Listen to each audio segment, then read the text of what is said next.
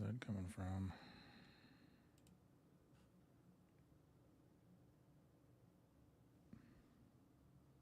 Oh no.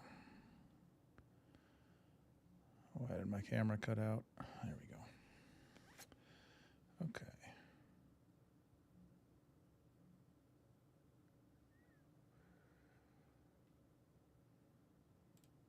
All right, we're live here. I gotta run through a couple.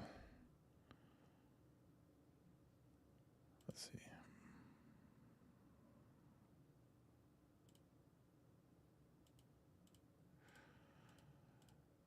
This is off the cuff just a little bit. I gotta figure out why Discord is cutting out. All right, check one.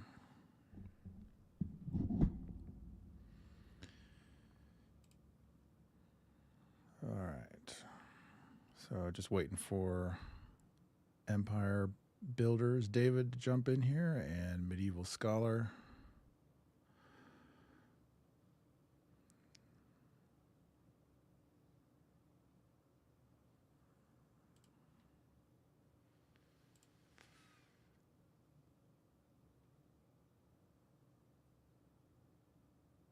Can't find out why I have an echo in my headset though.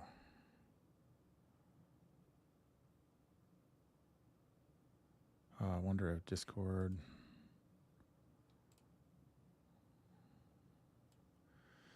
This is janky. I apologize. We're getting started here. We're gonna get it going.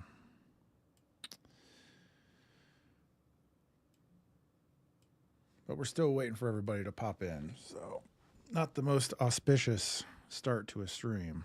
We're getting it going here though.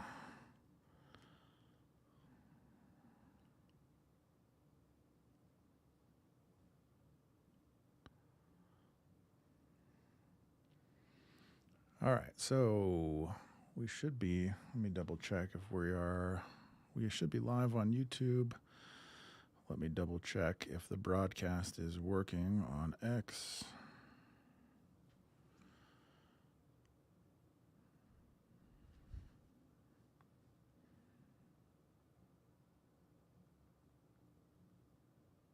Okay, it says live.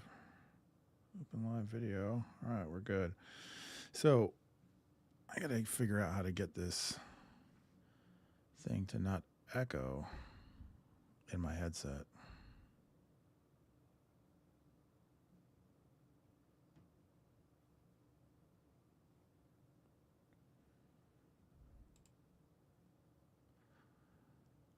All right, we're still just waiting on my co-hosts to jump in here.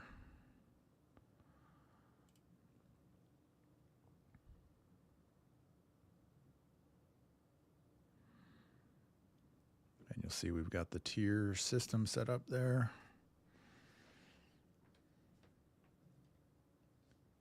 The battles are all listed.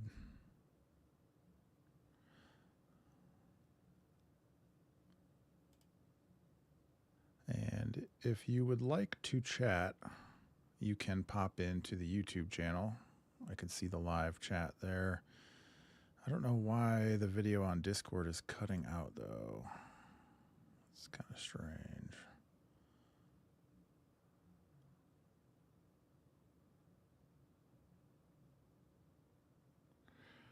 Now, this is going to be, the beginning of this is a little bit experimental, I suppose. It's going to be a little experimental.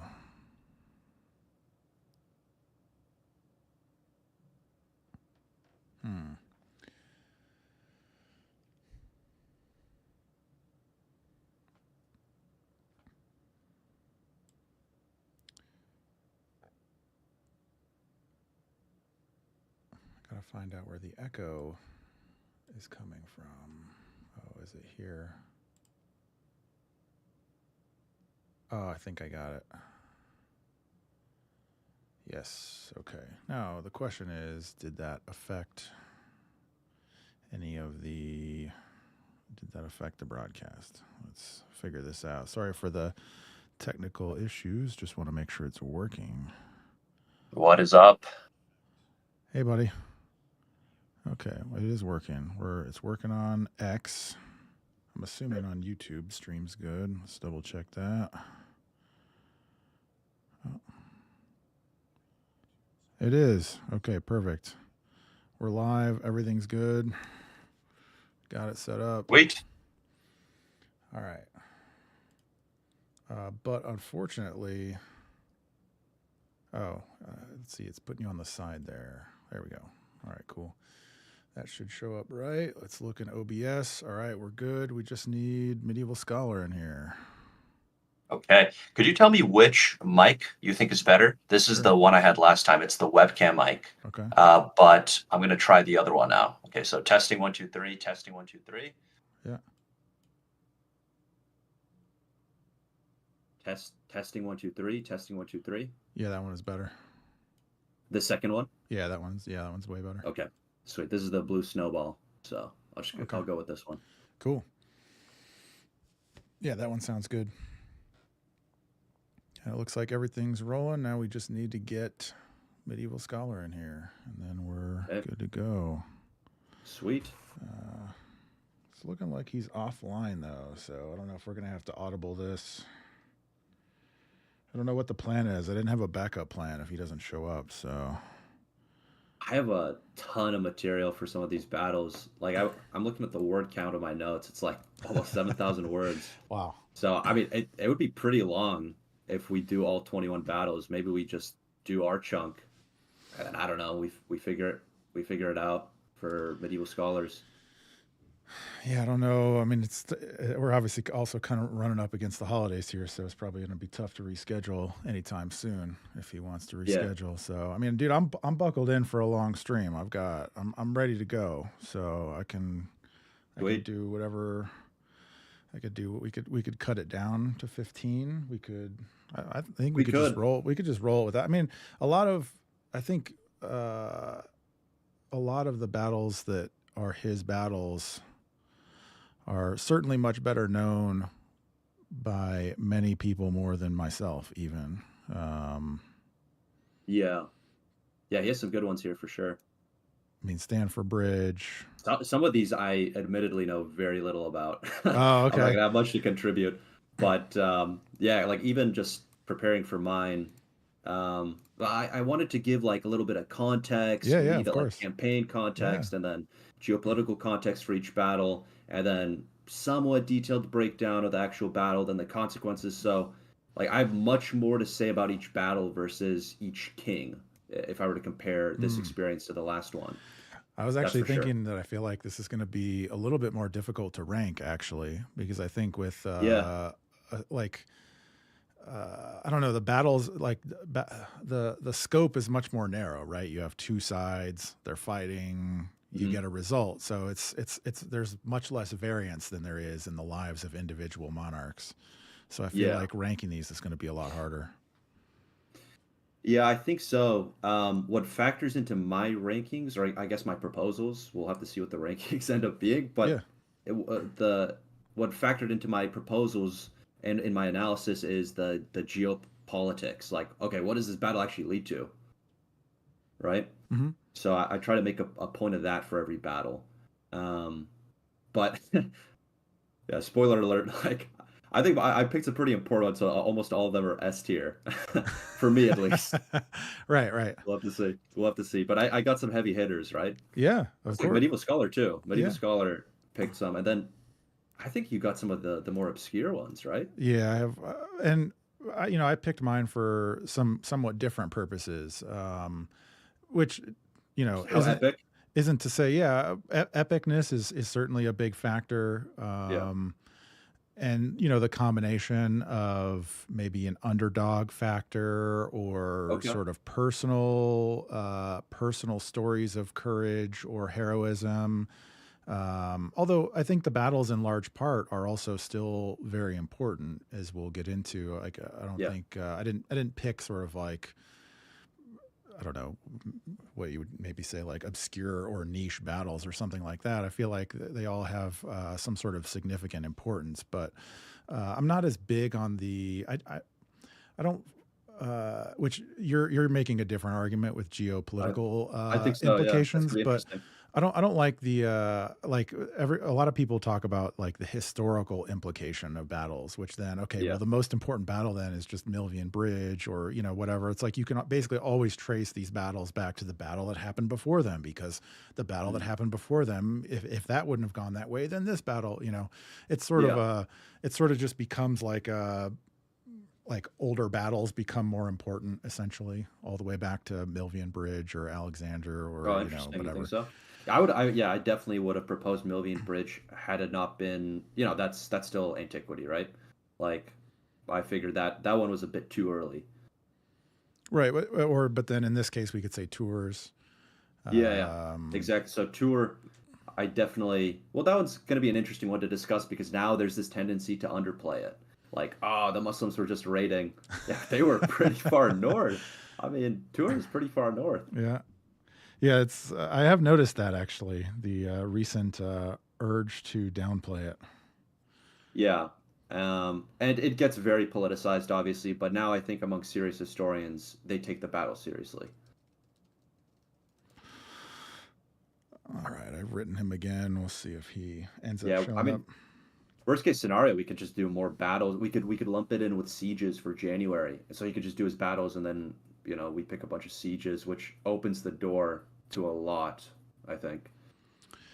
uh we could I think There might be more open battles too, right? We just pick more open we battles. could, yeah, we could do more field battles. I guess we'll see. It's funny. I actually, when I started sort of studying and everything, I started at the bottom of the list with all of his. So I'm like reasonably familiar Okay.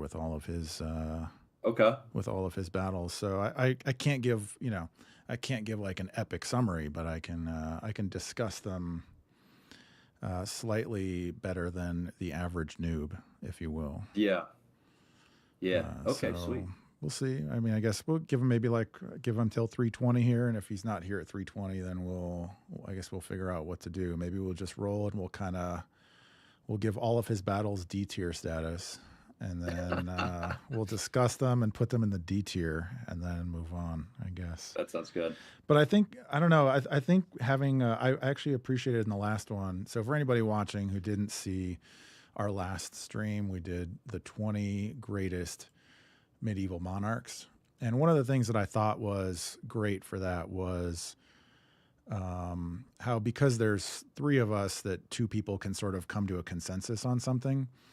And so I thought that was like a good, and everyone's obviously got their own sort of different views on things, just like you're saying right now, right? You for battles, you heavily considered the geopolitical implications. I sort of factored in more of like the narrative or the epicness or the heroism or the valor. And so, if you and I both agree on something, then it's really got something going Mhm. from different perspectives. So, now what is going on here with this thing? Yeah, I guess this time we're just gonna have to agree to disagree on stuff. Yeah. We'll see though. I'm sure it'll be fun. Let me toss out the stream link too. I actually didn't even know you were live. All right. Yeah. Yeah. You go ahead. Let's see.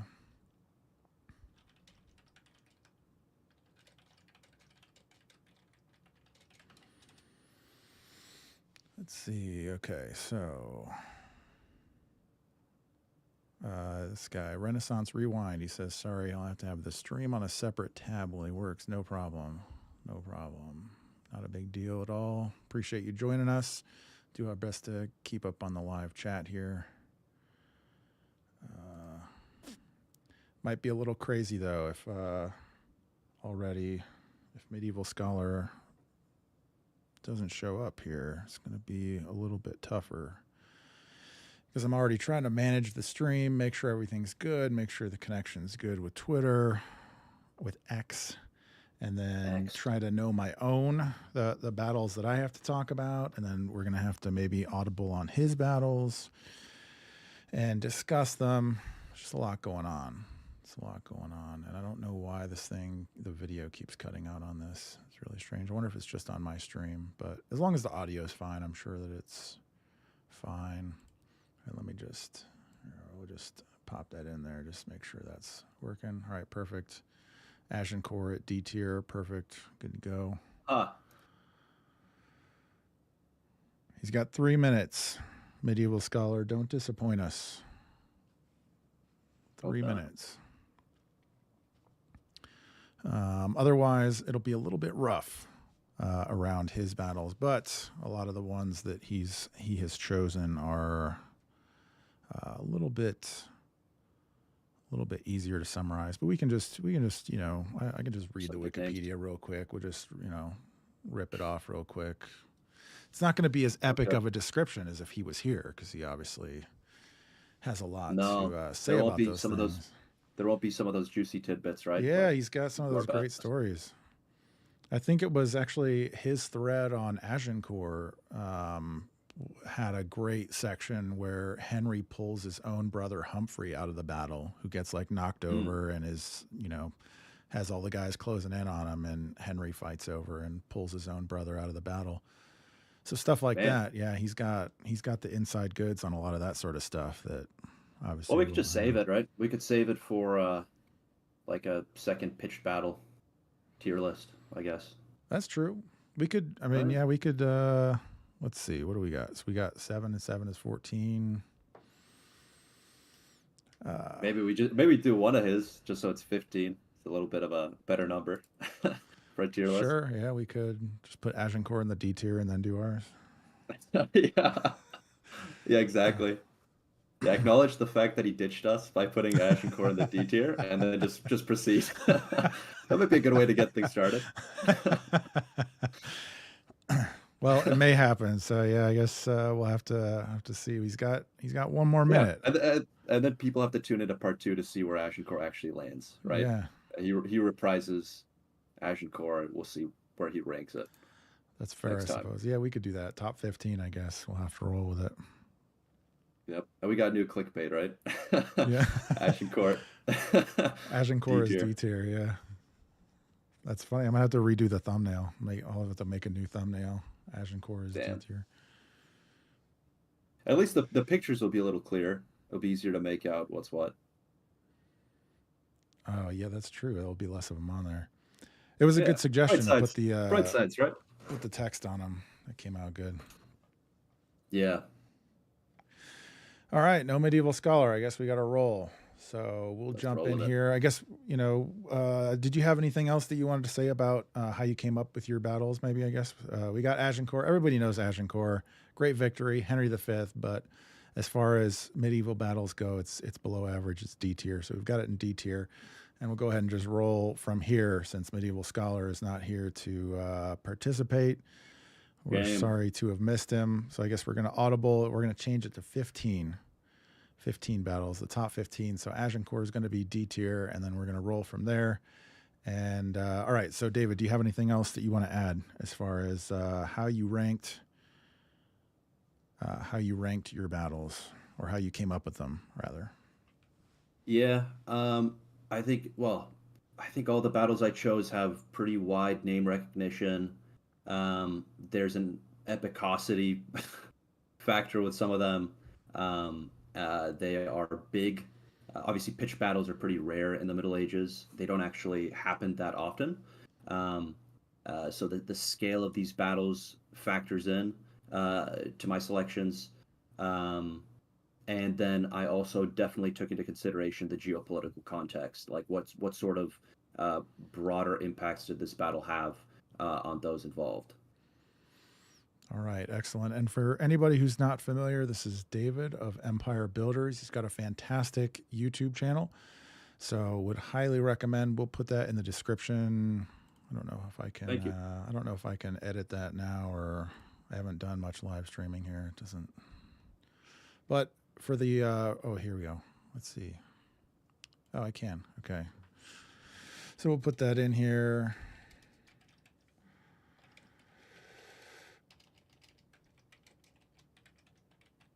There we go. Cool. I'm there. So anybody watching, you can check out David's channel there, Empire Builders. It'll be in the description. Appreciate it. And you can also catch him on X at Empires Pod. So, and then as far as my battles go, as I had mentioned, I really I chose it for a combination of a lot of things. A big part of my project is the narrative importance of things, which isn't to say that geopolitics doesn't matter or anything like that, but I feel like just the overall narrative, which encompasses a variety of things, including heroism or valor, sort of personal anecdotes, as well as the geopolitical implications. For example, I chose Varna, which I think is a pretty geopolitically significant battle.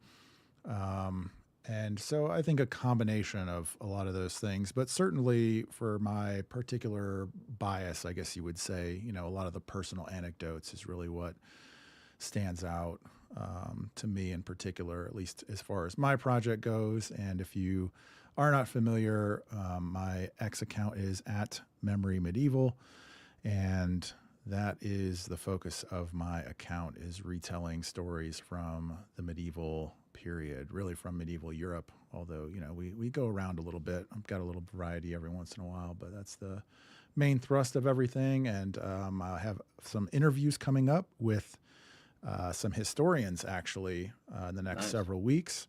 Interviews, maybe not the right word, but conversations. To try to get some of their more technical historian opinion on some things, and to educate myself and anyone else who cares to follow along on some of the more technical history topics. One of them is going to be on a couple historians who are coming out with a book on battles, and another one's going to be with a historian on the Eastern Roman / Byzantine Empire, and sort of a 101, Eastern Roman Empire 101 for noobs, because that's me. I'm the noob. Very exciting. So we'll have a couple of those streams coming out, or those videos coming out in the near future. And then I'm also still working on the podcast, which is going to be narrative biographies of epic figures in the medieval period. So still putting that together. Do you have anything in particular that you want to shill, David, that's coming out anytime soon that we should be keeping an eye out for? No, just subscribe, put the bell on, and stay tuned. I should have at least a couple videos coming out this month.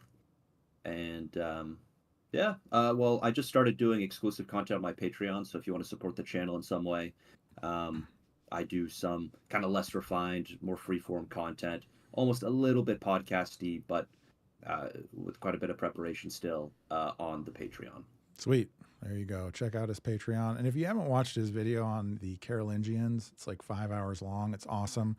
Also, he has a really cool video on, I believe it's Pope Sylvester II. Is that right? Mm-hmm. Yeah. That video was wild. So check those videos out. And I guess we'll just go ahead and jump in here. So I've got the battle. Oh, cameras are not working. I appreciate that. Somebody in the chat says the cameras aren't working. It's cutting in and out for some reason that makes no sense.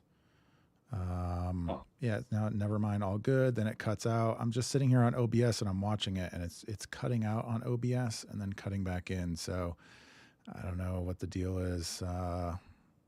Something I'll have to look up after the fact. I got a lot of things going here. This is a little bit of an experimental thing. On the last one, we recorded it ahead of time so I could sort of edit out the glitches and all of that. But this time we're just straight Bill O'Reilly doing it live. So there may be a little technical errors, and also greetings to Tim in the chat there. So Bannockburn, let me pull up my notes here and we'll jump into the Battle of Bannockburn. So the battle happens in 1314, but it's at sort of a pivotal point in what is the Scottish nobility's struggle for their own independence. And I think one of the things that I think is really interesting about studying this is the way that this is all framed in Braveheart, which is sort of how this is all sort of colloquially known to the modern mind, as opposed to how it really played out. It wasn't about necessarily some sort of modern American constitutional freedom per se, but the ability of the Scottish nobility to be independent, essentially. And so at the beginning of this struggle for the Scottish crown, there's apparently 13 potential claimants who are all rivaling with each other. And Edward the First, also known as Longshanks, meaning long legs, decides that this is a great opportunity for him to assert himself and potentially really control, put somebody on the throne who's going to be pliable to him and he's going to be able to control. So he chooses John Balliol. And I didn't write it down in my notes. I forget what happens to John Balliol, but I think he dies. In any case, then there's a renewed secession struggle, which Robert the Bruce and John Comyn are the two main contenders. Robert the Bruce kills him in a church, and then he is the main claimant to the throne. However, he suffers a series of defeats by the English army. He basically gets crushed several times, and he actually is barely able to flee. His forces are almost entirely destroyed, and he's barely able to flee to a nearby island over near Ireland and sort of regroup. So he ends up regrouping, gets his forces back together, and he comes back a few years later to Scotland, starts taking some castles. And at this point, Edward I dies, and Edward II takes over. And so Robert the Bruce's brother, there's only actually, at this point, they've pushed the territory of Scotland. Robert the Bruce has increased his forces, started taking back Scotland, and there's only two real castles that are left in Scotland, and one is the Castle of Stirling. And so Robert the Bruce sends his brother to go siege the castle. As it turns out, his brother makes an arrangement with I forget what his name is, who's the defender of the castle, but Robert the Bruce makes an arrangement, or his brother makes an arrangement with this, the captain of the garrison there, the English captain, that basically, hey, if nobody shows up to relieve you in 4 months, or whatever the exact arrangement is, then you go ahead and surrender the castle if nobody shows up. Robert the Bruce was extremely angry at this arrangement because now it guarantees that there's going to be an army coming to try to relieve the castle. So he knows that the English are going to be on their way, so he gathers his forces and he sees the English army coming, and he parks himself basically in this wooded area on the road to Stirling. And he does let's just give him the credit, I suppose. He does a masterful job of choosing the territory, because the Scottish tactic of fighting at this time is what is called a schiltron, which is basically like a shaped unit of pikemen, how you would think of maybe like a phalanx, except for it's shaped like a square or a circle. And that was actually how William Wallace was famously defeated at his second battle, at the Battle of Falkirk, because he had schiltrons. However, there's sort of a paper, rock, scissors thing that happens here, where the schiltron, which is this formation of pikemen or spearmen, is excellent against cavalry, but it's terrible against archers. And so basically William Wallace was, his schiltrons were sort of isolated in their shape, which allowed the English to basically pepper them with arrows and totally destroy their formations until the cavalry could ride them over and kill them all. However, in this time, Robert the Bruce is camped out in some woods, and he's sort of organizing his forces as Edward is marching his army up. And Edward is aware of where he's at, and so Edward has his cavalry mostly in the vanguard coming up towards him up the road, and he's got a second contingent that is coming around on the eastern side to try to cut off any retreat from the back. As Robert is organizing his forces on the edge of the woods and the vanguard cavalry rides up, one of the I believe it's the son or the nephew of whoever is commanding the vanguard there, Henry de Bohun is the young man's name. I forget what the man's name who's commanding. He notices that there's a mounted man up in front. This is as the story goes, and recognizes that it's Robert the Bruce organizing his men out in the front. And so he just decides, what if he could just go charge at Robert the Bruce and end the conflict right now? So he pops down his helmet, gathers up his reins, takes down his lance, and charges across the field at Robert the Bruce. Robert, apparently saw him coming and was not even on his war horse, but he had his trusty axe, as it is known, with him, and sort of galloped out toward Henry de Bohun coming out him. He dodges, gets up in his stirrups, and hits Henry square in the face with his axe, smashing his axe and smashing Henry de Bohun's face.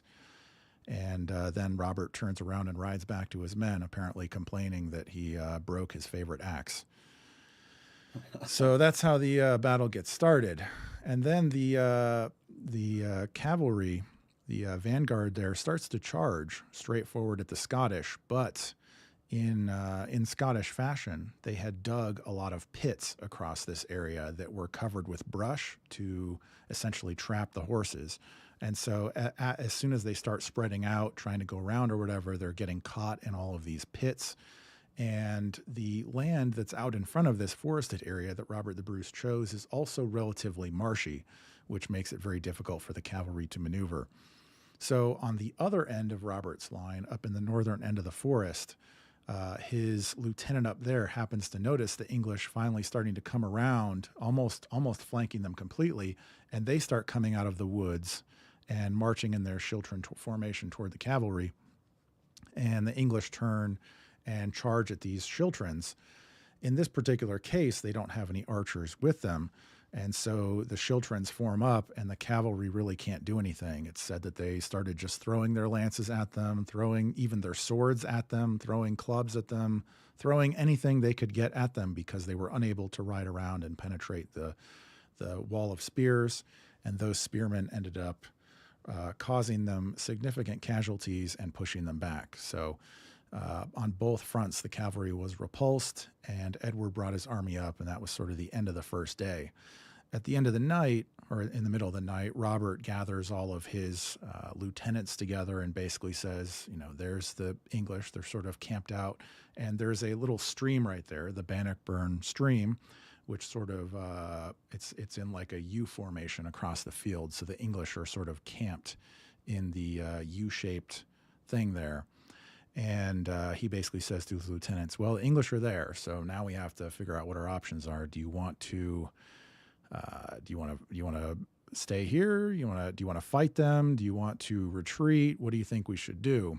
And his lieutenants all unanimously agree that they want to fight. So the next day, the battle, his lines are drawn up again on the edge of the woods, and he starts moving basically his forces out. He's got essentially like four main, let's call them battles of Schiltrons. And so he's got the three Schiltrons moving out, the three battles, and then his are in reserve.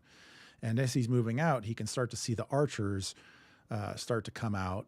And so he orders his archers to go out in front and start shooting at their archers to distract them from shooting at the Schiltrons, which works. And then at this point, the English cavalry has been lined up, and they're sort of debating amongst themselves who's going to get to charge first. And eventually they just scrap the debate and decide to just go for it. So then the cavalry runs in. And it becomes really very much a repeat of the next day because the ground is so marshy that the cavalry cannot move very well. So they get stuck in the ground, and the Schiltrons just keep pushing them, basically, moving forward and pushing them. And the archers become increasingly unable to even shoot at the Schiltrons. And so the English archers are ordered to go across the stream and try to get them from another side. But Robert orders his cavalry to go up along the other side of the stream and go get the archers.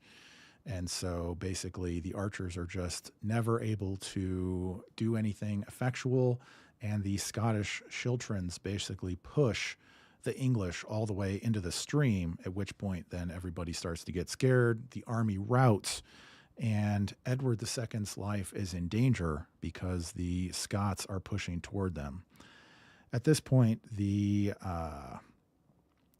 Aymer de Valence, who's the Earl of Pembroke, and a Norman knight, Gilles d'Argentan, are able to rally some knights around and pull Edward II out of the conflict and start riding him down the road to safety. And as this group of knights has pulled the king out and is riding them, Sir Gilles, who is apparently renowned as one of the greatest knights in Europe, he stops the party and turns and says to the king, I have never fled from a battle, nor will I now. And then he turns around and goes and plunges into the Scottish forces, and he dies there at Bannockburn. In any case, thus ends the Battle of Bannockburn. Robert the Bruce ran them from the field, caused them heavy casualties, which ended up basically in his rule over Scotland being endorsed by the Pope in the Declaration of Arbroath, and he signs the Treaty of Edinburgh Northampton with the King of England, which establishes their independence from English rule. So there you have it, the Battle of Bannockburn. And that one's got a little bit of everything. It's got geopolitical concerns. It's got some heroism, some stories, some clever tactics, a little bit of out rock, paper, scissoring the English with the Schiltrons on the cavalry and avoiding the archers. I'm going to give it a solid B. Solid B. Yeah, I don't want to get too carried away. Geopolitically, it opens up the Scottish invasion of Ireland? Yeah, also that, I believe so, yeah. It's interesting. But obviously this gets repelled, and they're also raiding in northern England, but eventually the English get it back under control, right? And I think it also really opens up the Scots to become allies of the French in the 100 Years' War. Because now they're essentially, once they have their own independence, then they can, either raid from the north or send troops to France. Right. Which I think also helps bring it about, right? Like the English were quite upset about that. They were quite upset about that, yeah. What do you think? Should we leave it there and B? Sounds good to me. Yeah. All right. Well, hit us then. We'll go next to the Battle of Tours. And for everyone, let me just say real quick, for everybody in YouTube, the video is apparently cutting out sporadically for reasons that are unclear and don't make any sense. So apologies. We're just going to have to go in and out. And all right, go for it. On to the Battle of Tours. Okay. So the Battle of Tours takes place on the 10th of October, 732. So this is the early Middle Ages. For a bit of context, until the 8th century, the Iberian Peninsula had been dominated by the Visigoths, who were this half-Romanized barbarian people. They were often at loggerheads with the Franks, who under the Merovingians had extended their control all the way south to the Pyrenees. However, southern France was and would continue to be a very difficult region to tame. During the 8th century, the Umayyads pushed through North Africa into the Iberian Peninsula and basically unseat the Visigoths. And from there, they push up into Aquitaine, which had slipped out of Frankish control and was presently ruled by Duke Otto. Otto defeats the Umayyads in 721 at the Battle of Toulouse, for which he's called Otto the Great.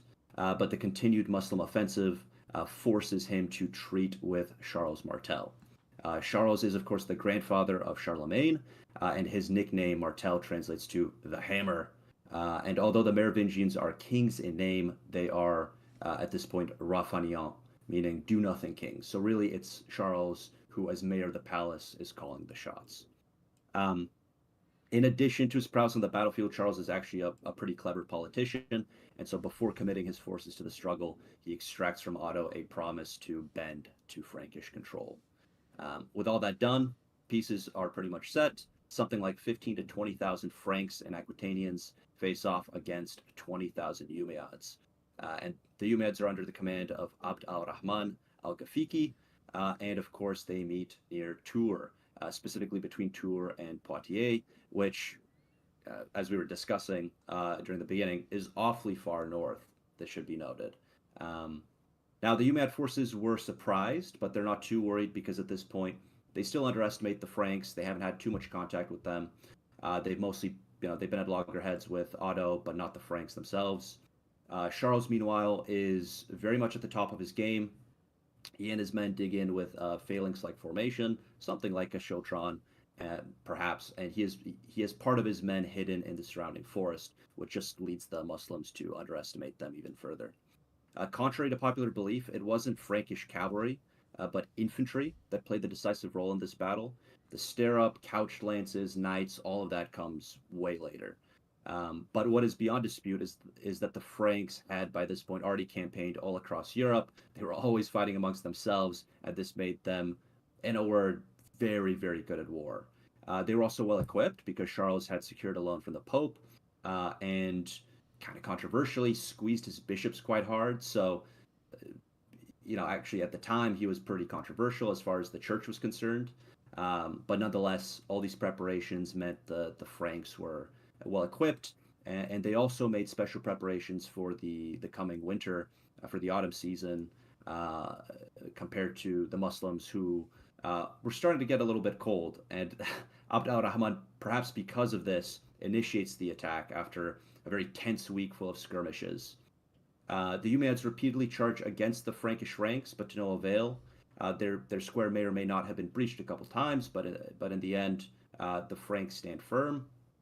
Charles is very much leading by example. There are numerous descriptions of his courage, and ultimately, it's this battle that gets him his nickname. Meanwhile, Duke Otto attacks the Umayyad camp in a very long flanking maneuver around the forest, and though he gets repelled, word goes out through the Umayyad ranks, and eventually this causes their line to break. Charles' forces pursue them to the camp, and though Abd al-Rahman dies in the melee, his forces continue fighting until Charles withdraws. The next day, it becomes clear that the Umayyads had no more fight left in them. They had retreated in the night and left behind their camp with all the loot that they had obtained from raids in the south. So part of the reason why they were so keen to protect this camp was all that loot, and then they also may have had family with them, non-combatants that they wanted to protect.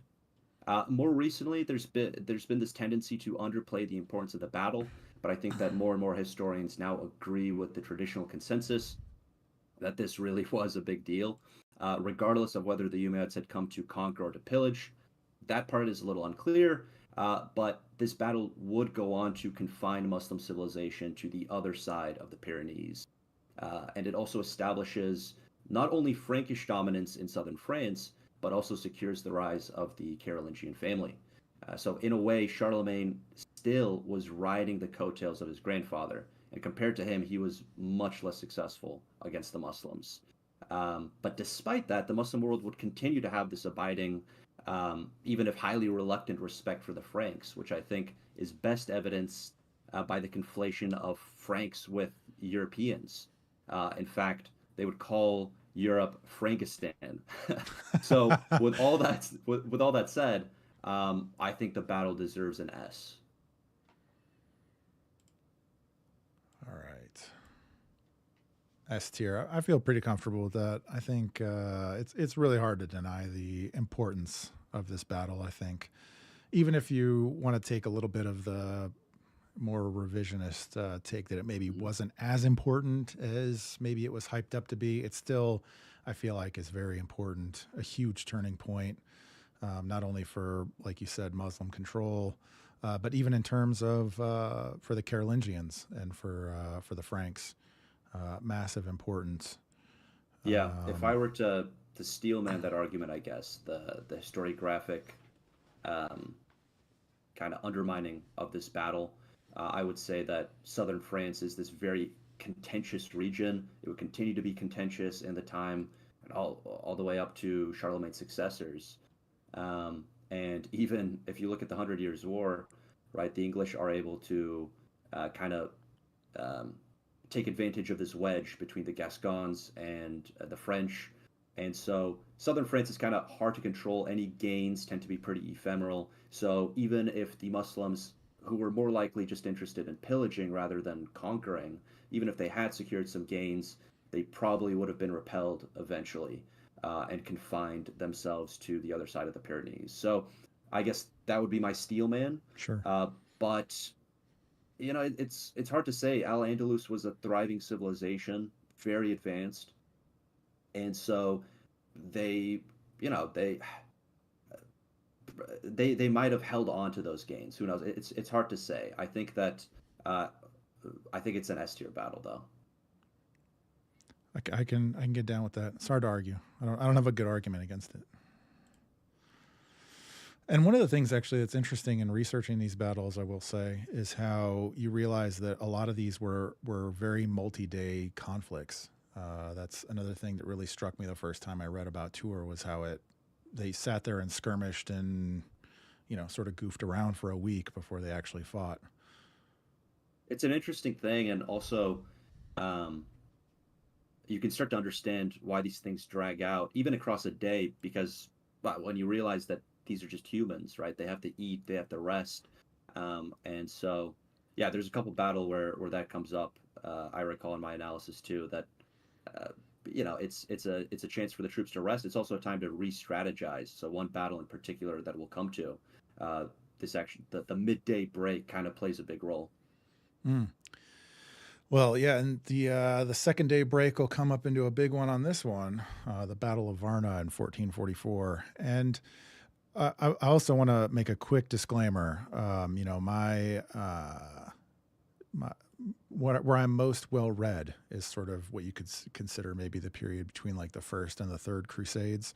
So, sort of describing things such as Varna is further outside of my area of expertise. So let me just put that little disclaimer. I'm going to do my best, but I'm not an expert on any of this by any means. But so you have the Ottoman Empire is basically besieging Constantinople, and they have pushed the Eastern Roman Empire basically all the way back into the city. And so at this time, though, Murad II, who was the sultan who was responsible for all of this, he decides that he's had enough of the militant emperor life and that he wants to retire essentially and go enjoy some philosophy and some poetry and some art and live a little bit more of the palace lifestyle, if you will. So he has his 12-year-old, I can't remember if it's his son or nephew, and he has him appointed as the Sultan. And this is, as my understanding goes, the incident that sort of makes some of these to the west, these near Christian rulers decide that, well, with the ascension now of a 12-year-old, that we'd be able to attack the Ottoman Empire, make some gains, and what's a 12-year-old going to do? He's at the very least not experienced. So they call for another crusade. They try to stir one up. The two main leaders in this is the Polish king Vladislav and John Hunyadi. The two of them were the main ones. And obviously, Vladislav, he's young. He's only, I think, 20 or 21. And he's much less experienced, but he controls the significant part of the forces, being that he's from Poland. And Hunyadi is sort of the preeminent Transylvanian noble. So he's a lot more experienced, but he doesn't have as many of the forces as the Polish king does. And so they try to stir up a crusade, but unfortunately, the reception for the crusade is much diminished relative to their expectations. And they eventually are only able to raise about an army up to the size of about 20,000. So they raise this army and start heading into Ottoman territory. And the 12-year-old boy, Mehmet, receives word of this, and he writes to his father, I believe, and he says, the Christians have called up a crusade. This army's coming. I'm new. Please help. And his father writes back and says, basically, I'm retired. Best of luck. Then let the boy earn his spurs. Yeah, exactly. Yeah, I guess it's his Cressy moment. Unfortunately, though, it doesn't work out the same. Mehmet writes back and says, well, if you have an interest in the sovereignty of the Ottoman Empire, then it is your duty to come out of retirement and lead the forces. Or if I'm actually the Sultan, then I'm commanding you to come out of retirement and you need to obey your Sultan. And so he gets this letter back from his son and he says, all right, well, I guess I'm kind of between a rock and a hard place here. So he comes out of retirement and starts raising up an army. He's able to raise up an army that is actually twice as big as the combined Crusader forces. And the Crusader forces were able to get some forces from around the area in the Balkans and so forth, but Like I said, about 20,000, and the Ottomans raise an army of about 40,000. And Murad basically just starts heading right towards the Crusaders, who at this point had gone south, and now they headed straight east to the coastal city of Varna. And just a few days before the Ottoman army arrives, the Crusaders find out about the arrival of his army. And so they realize they're going to be sort of trapped up against the water there, which they had come to be resupplied by their boats. So theoretically, shouldn't be a problem. Maybe they can escape on the boats or they'll be resupplied. Everything will be good.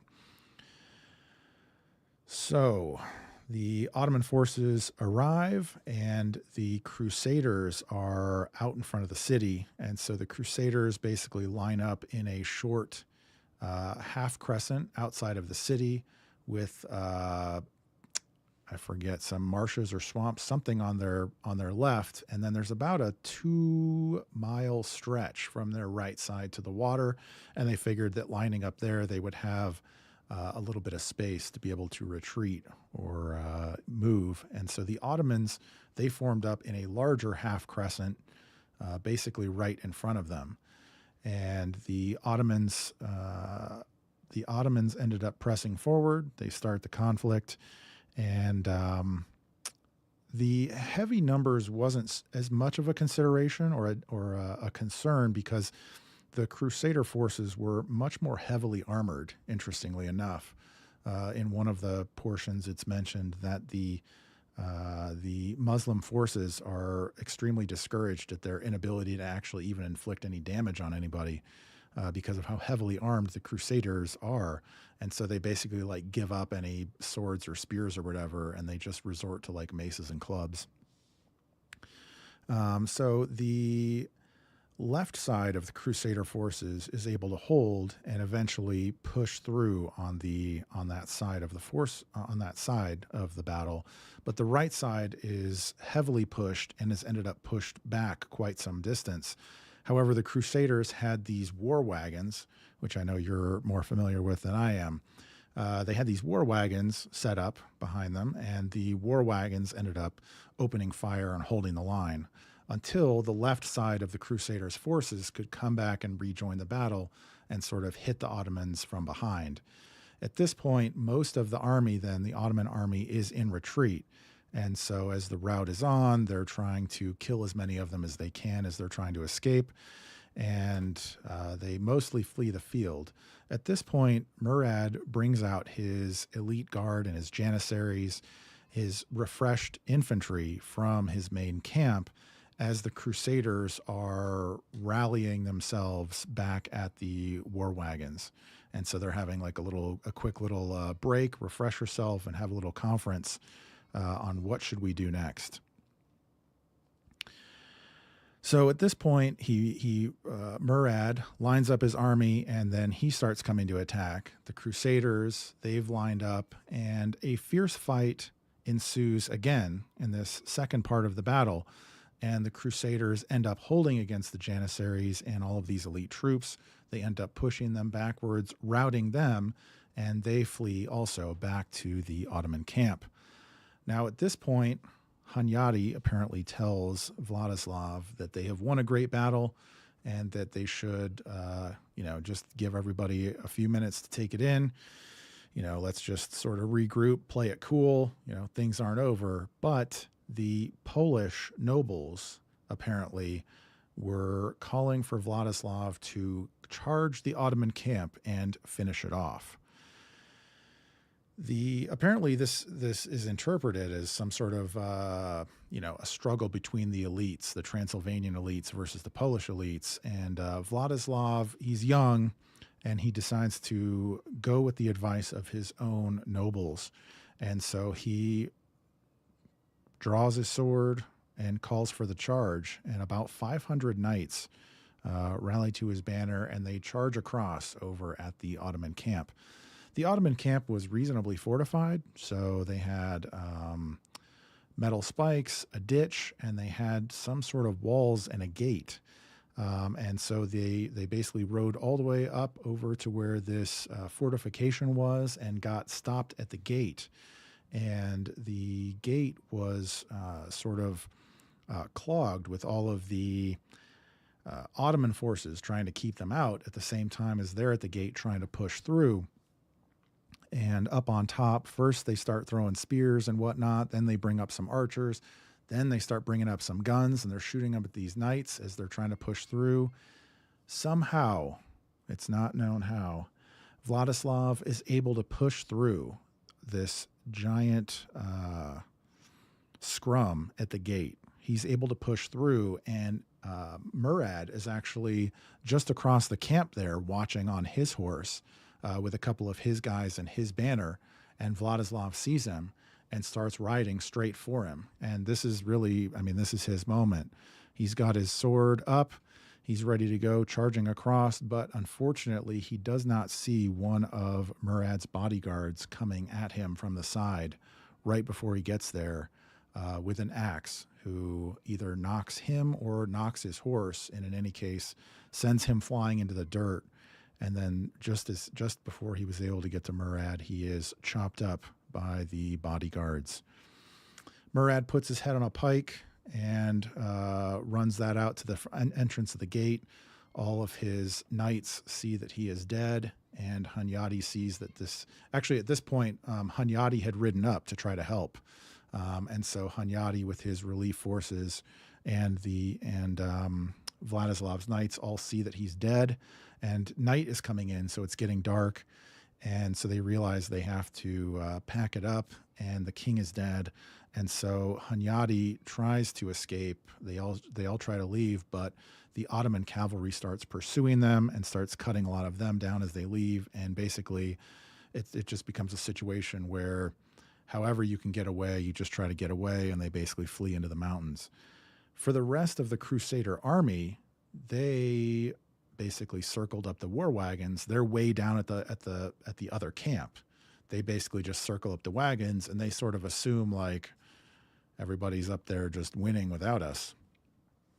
And unfortunately, they wake up the next day to the sight of the Ottoman army forming up directly in front of them. And it basically just turns into a slaughter. Almost nobody's able to escape. And the Crusader forces, without their leaders, because Hunyadi was basically barely able to, and all of his men were basically barely able to escape the night before. And so leaderless, with the rest of the Ottoman army now formed up in front of them, it's just a total slaughter. And that is the end of that for this crusade and for those forces. And what this does is this basically, it ends the crusading into the Ottoman territory, which then also allows the Ottomans to finally take the city of Constantinople in 1453. So this is sort of this was sort of the last gasp of Christian power in that area, the last attempt to try to drive back the Ottomans, which failed, and thus you ended up with Istanbul and no more crusades in the area. So I don't know where really how to really rank this one. I'm gonna give it also a B. Really? Wow. I mean, we can't. Everything can't be S. I don't know. That's, you tell me. I'm open to your interpretation here. I think A at least, because there's another big impact in Central Eastern Europe, right? The personal union of Vladislav is broken up. Poland, Lithuania, Hungary, Bohemia, they're all kind of wrapped up into this union, and that gets broken up. All right, we can go A. I think A is appropriate. Yeah, I guess that would be my main contention. Plus, Byzantium falling, Constantinople being taken, basically like Byzantium being doomed as a result of this crusade. I think that's a big deal too. Yeah, the implications of that are pretty huge. Like, they were the sick man, right? Like long before Turkey was the sick man of Europe, Byzantium was the sick man of Europe. But it's still its demise reverberates around Europe. It's still a big deal, even if everybody saw it coming.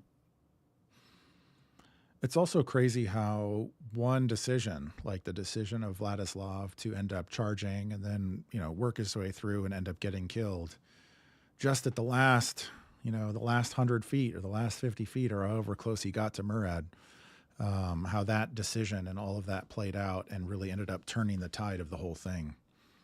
Yeah. Because nobody was able to warn the Crusaders. Hunyadi is driven off. It's just like a crazy turn of events that will be both very similar and very different from the next battle that I talk about. But I just those types of situations I just think are so fascinating. Yeah, very much so. Very much so. And buck the reading of history of, just consisting of vast impersonal forces, right? Like individual agency crops up and completely changes the course of history. At least like 50% of the time, right? It's that missing 50% that helps explain how history unfolds. And in this case, it was a huge one because that obviously, I mean, if he would have killed the Sultan, then it could have been, I mean, it could have turned the battle completely in the other direction. So yeah, that's just a real crazy one. Yeah, that's fascinating. All right, That's Grunwald. fascinating. Okay, so this one actually involves Vladislav's father, Vladislav II. So there's that tie-in to the battle we just talked about. The Battle of Grunwald takes place on the 15th of July, 1410. For some context, the Teutonic Order, which is going to be fighting this battle against the Poles, Lithuanians, and some other parties. The Teutonic Order in the 15th century had basically run out of enemies to conquer and convert. They, of course, got their start fighting the Holy Land, but they had since reoriented their crusading efforts to the Baltic. And fun fact, it was none other than Frederick II who bestows on them the imperial privilege of conquering Prussia or Prussia. So it's him who gets the Teutonic Order started in the Baltics. Um, but at this climactic point in the Order's story, it is basically reduced to jostling for regional supremacy against the Poles and Lithuanians. So this conflict is kind of a long time in the coming, but the epicenter would center on a rebellious region right in the middle of Teutonic territory, which had been given to them by the Lithuanians as compensation for some mercenary services rendered. And this region is called Samogitia, which is today part of Lithuania. The Poles and Lithuanians support this uprising, and the Order's new Grand Master, Ulrich von Jungingen, invades the weakly garrisoned lands of Western Poland in retaliation.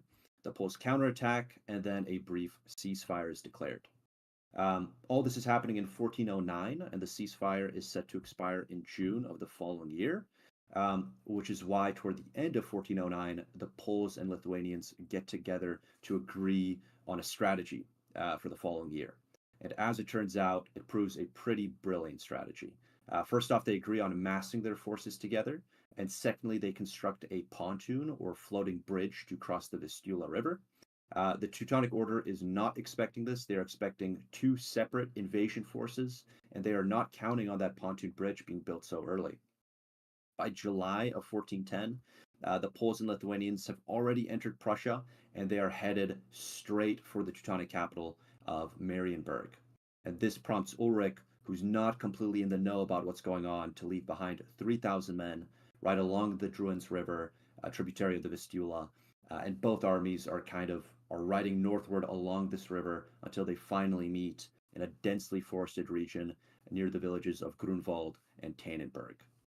As for the battle itself, it might be the greatest cavalry battle of the Middle Ages, certainly one of the greatest cavalry battles. The Teutonic Order brings some 21,000 mounted troops. So this is the cream of the crop. And then also 6,000 infantry. The Poles and Lithuanians bring a whopping 40,000 cavalry and 10 to 20,000 infantry. So they do have the numerical advantage, but compared to the Teutonic and even the Polish cavalry, the Lithuanian horsemen that they have are not as well equipped. But this also makes them a lighter, faster moving force. Interestingly, the Polish-Lithuanian side is also joined by Tartars, Mongols, Russians, as well as Czech mercenaries, with the future Hussite commander Jan Žižka cutting his teeth at this battle. The confrontation begins with a standoff, a waiting game, similar to the battles we've already discussed. Neither side makes the opening move, but this only serves to benefit the Polish-Lithuanian side since they are shaded by the forest, while the Teutons are basically baking in the hot summer sun in heavy armor. So hence that if you played Age of Empires 2, there's a campaign quote from a Polish knight called Zawisza the Black. And the quote goes, "Far too long have I rested in the shade. Now is the hour to draw my dread blade." Um, and sure enough, it would be the Polish and Lithuanians who, specifically the Lithuanians who initiate the battle. Um, uh, but this whole waiting game, it had given them a chance to organize. So this is a big mistake on Ulrich's part. It's actually believed that if he had just charged the numerically superior but still disorganized Polish-Lithuanian forces, he would have maximized his chances of success, right? Like with many coalition conflicts, they had a lot of moving parts. It was very difficult to coordinate. And so that's where he goes wrong. And probably his predecessor, who was actually his brother, would not have made that same mistake. So it goes back to our discussion about individual agency. Instead, what happens is that on the Teutons' left, which is where their most elite troops are clustered, the Lithuanian cavalry charges in a few separate waves, and pretty soon the remaining elements of both armies also converge on one another. The Teutons are outclassing them, and eventually the Lithuanian cavalry initiates, which had initiated the attack, retreats along with the Tartars and Russians that I mentioned earlier. And to this day, there is a big debate about this retreat, whether it was feigned or not. It could be that it began intentionally, but gradually developed into a full-scale rout. But worth noting is the fact that this is a classic steppe tactic, and the Tartars are involved in this battle. And so they may have influenced the strategy that plays out. In any case, to Ulrich, it seems that he doesn't have to worry about the Lithuanians anymore, and so he decides to press the advantage and send some of his best men around the Teutonic left in a big swing against the uncommitted Polish-Lithuanian forces who are still in the forest with their king. This turns out to be Ulrich's second blunder, though, because eventually the Lithuanians, Russians, and Mongols regroup, and as they're doing this long flank, they basically counterflank. And it's in this, I mean, this is perhaps the flank of the century. They crash into the Teutonic line. This is the cream of the crop, and it's here most likely where Ulrich gets killed. An interesting tidbit is that as the Teutons get increasingly more desperate, they build a wagon fort, but this is very quickly overrun, and it serves to just increase casualties needlessly. And this is an experience that may have been formative to Zizka, who does slip away, or rather is on the winning side, and sees this wagon fort strategy go wrong. He, of course, would be a wagon fort maxer, and he would use it way more efficaciously in the Hussite Wars. Anyways, the fighting continues well into the afternoon. It's a pretty confused melee with all the dust flying up from the horses' hooves. Eventually, a downpour makes it clear, though, that the Teutons stood no chance. Something like 8,000 of them lay dead, 14,000 would be taken prisoner, and much of the Teutonic top brass were killed, something like 50 of their top-ranking officers. Although the Poles and Lithuanians are too exhausted to press the advantage and seize Marienburg, their victory here ensures the survival of Poland and Lithuania. It deals a very hefty blow to the Teutonic Order, and although the order does recover, it never emerges as that regional power, at least not until later when it merges with the Duchy of Brandenburg, forms Prussia, and we all know what comes of that. Besides that, the battle has a very enduring mythology for Germans, Poles, Lithuanians, and Russians alike, which actually makes it pretty difficult to get a fair reading of the battle to this day. But in any case, because of its scale, because of the geopolitical developments that emerge as a result, because of that epic factor, I would give it an 8. All right. A. Do you want it in front of or after Varna? That's a tough one. I'd probably put it behind Varna, though. I'd probably put Varna first. All right. So how did this happen? Like, this is Christian on Christian violence, right? Yeah. How does that happen? Well, the Teutonic Order had done a good job pushing east, proselytizing, and so they had kind of run out of enemies. Hmm. But they were really high quality troops, Yeah. and at this point, it just became, as I said, jostling I for guess we regional gotta. I supremacy. guess we gotta fight somebody. I guess we got to fight somebody, right? Exactly. Huh. All right. Interesting. Yeah, that's a wild one. 20,000 on 40,000 cavalry. That's like kind of hard to imagine. It really is. Yeah, and I mean, yeah, again, I think it's got to be the biggest cavalry battle of the Middle Ages. It's insane, but there's there's a lot that we're still kind of not in the know of about that battle. It's been so mythologized, so you have to kind of wade through all that to try to get a fair reading, as I mentioned. Interesting that Zizka was there also. Yeah, and there's this amazing painting um, of the victors of Grunwald, and Zizka's in it. It's an amazing painting. I don't know if we can Hmm. throw it up somehow. Let's see. But I'll link it to you. Sure, go ahead. Yep. Let's see.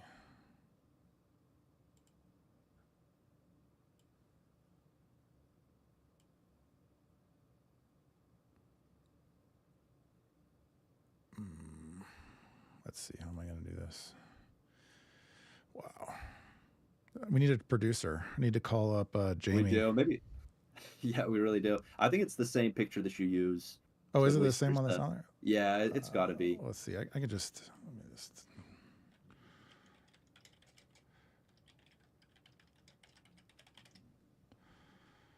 Oh, not brave.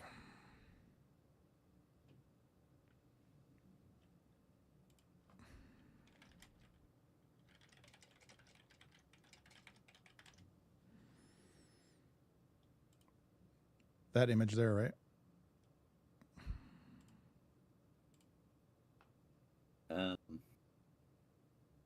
I'm not seeing. Oh, anything. yeah. This is. Oh, wait. Let's see.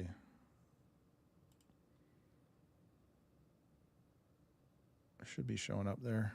Yeah, the one that I used for the thumbnail, right? Yeah, and Zizka is on. He's on the right hand side there in the blue, right? Exactly. Yeah, yeah. He's swinging his sword. Oh wait, no. That's who is that then? Which one? Which Um, one is Zizka? Is he back here? No, he's young in this one. Let me send a cropped image. He's looking very ferocious. I just sent you it.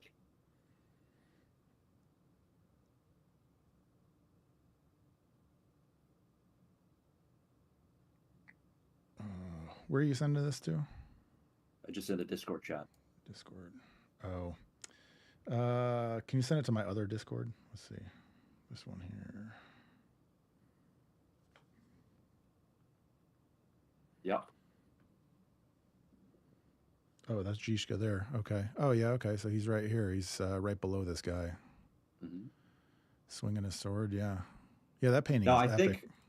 I think actually the Czechs put on a pretty lackluster performance. They're supposed to have retreated and then been reprimanded by the Polish-Lithuanian command, and then returned to the battlefield. I guess they prematurely routed, um, and this was not intentional. Interesting. All right. Well, A tier, Grunwald. Nice. Crazy cavalry charge. All right. So the next one is Las Navas de Tolosa. So this is also not my expertise, but I wanted to include the best battle of the Reconquista as far as I could find. So took a little bit of research. And so this battle takes place in 1212. Oh, wait, what do we got here? Okay, so 1212, the Battle of Las Navas de Tolosa. So this is the middle of the Reconquista, and originally the sect of Muslims who were riding up the peninsula was the Almoravid dynasty. And about, I don't know, maybe 100 years, 80 years prior to this, a more aggressive and fanatical sect of Muslims called the Almohads basically came up and took over that whole area. I believe they were originally a Berber tribe or sect, and they took over that whole area of North Africa, as well as the Iberian Peninsula holdings. So they started trying to take more land back from the various kingdoms that had sprouted up in the northern part of the Iberian Peninsula there. You had the kingdoms of Castile, of Aragon, and of Navarre. And so originally, Alfonso VIII of Aragon had tried to fight them in 1195, and he ended up losing the Battle of Alarcos. He ended up losing that battle, and his neighboring king, who was Sancho VII. So you have King Alfonso VIII and King Sancho VII. Sancho VII doesn't show up in time for the battle, which rightly angers Alfonso. And so for a while after that, the relationship between the two kingdoms was pretty tense, with actually some fighting back and forth and taking each other's lands and some contentious problems. However, eventually the Sultan of the Almohad dynasty, this is Muhammad al-Nasir, he brings up a huge army of, I believe it's about 20 to 30,000. So let's say 25,000. He brings up an army of 25,000 across the Strait of Gibraltar into Spain to basically dispose of Alfonso and really start making some territorial gains. This is in 1212. And so as this army is coming, the Pope actually calls for Christian knights to go join Alfonso and the various Spanish Christians to push back this army. So they actually end up getting some forces from across Europe. They have some Hospitallers, they have some Templars, they have some Knights of St. George. They also have Portuguese, French, some German, Italian, as well as a few other smaller European warriors in their coalition, but they're only able to manage about 13,000, so roughly half the size of the Muslim forces.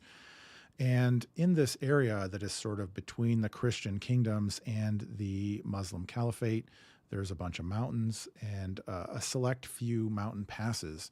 So apparently, al-Nasir blocks off the mountain passes where Alfonso was sort of marching to go sort of cross and meet this army. Al-Nasir blocks the passes and figures that he can sort of hold Alfonso there and starve him out. And so he sort of is blocking and watching these several mountain passes.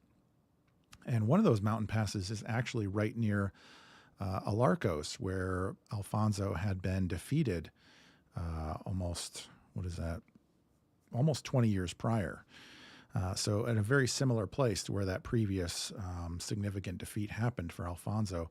This time he also has with him the kings of Navarre and Castile. And so that's Sancho VIII and Peter II, Peter II of Aragon and Sancho VII of Navarre. And then he's Alfonso VIII of Aragon. So they've got this coalition force, about 13,000. They're blocked up in these mountain passes by this double the size Muslim army. And apparently a sheep herder comes to Alfonso and says, I know the passes are all blocked, but I can show you a way to get through so you can go attack their army. And he takes him apparently through some secret pass in the mountains. Now, this is the story. I can't argue with the story, but just hearing something like this, it almost sounds kind of crazy. Like if you think about, imagine the last time that you were hiking and somehow, like in these where you're hiking out in the hills and stuff, and somehow you're going to sneak 13,000 people across somewhere. It sounds like fantastical. It's like, a half of a small stadium's worth of people, you're sneaking them somewhere. But the sheep herder did. He snuck them to the other side to where they were then able to confront the forces of al-Nasir. So the Muslim forces are sort of lined up upwards on this hill to where Al-Nasser is sitting on top of this hill with his bodyguard, and his forces are sort of lined up on the bottom of the hill. And then the Christian forces are sort of lined up below that. Both armies have cavalry on each end, which sort of skirmishes with each other indecisively. The middle parts of the armies end up eventually coming together, and the lines are sort of about steady. Alfonso, the Christian lines start to falter a little bit. Alfonso starts to get worried, so he commits all of his troops to the line, and then they start pushing the Muslims up the hill a little bit, and there ends up starting to be a little bit of a break in the Muslim lines. And this is where King Sancho VII of Navarre, he sees his opportunity, which he probably is able to see his opportunity because allegedly he's the tallest monarch in medieval Europe. He's apparently 7'3". No, really? Yeah. That is insane. Yeah, Sancho VII is apparently 7'3", and so he sees this break in the Muslim line, like in his area. Not unlike this is where it's kind of interesting relative to the Battle of Varna and Vladislav. He sees this break, and so he rallies his guys, like calls his main guys to him, and they charge through the line, and they charge up the hill at Al-Nasser, sitting at the top of the hill with his bodyguard. They slam into his bodyguard. Apparently Al-Nasser is injured, and he just gets completely scared, flees the field. His banners leave. The Muslim army sees this. They see that his banners are leaving the field, and the whole battle turns into a rout. And then they basically just slaughter the rest of the Muslim army to where I think it's like 80 or 90% casualties. And that's really how it goes with a lot of these battles, isn't it? Where more people die during the retreat than during the actual clash. Yeah, I was watching. I was actually watching. I think it was Invicta that did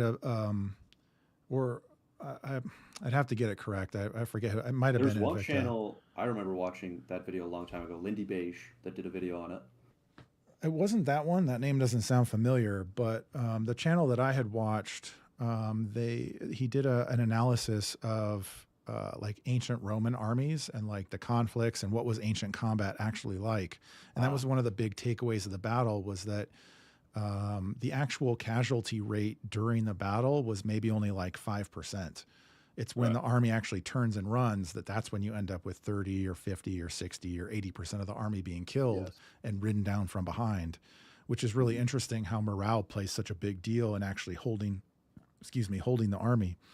But yeah, anyway, so he basically, he doesn't kill Al-Nasser, but he drives him from the field, allegedly injures him, and then they basically slaughter almost the rest of the army.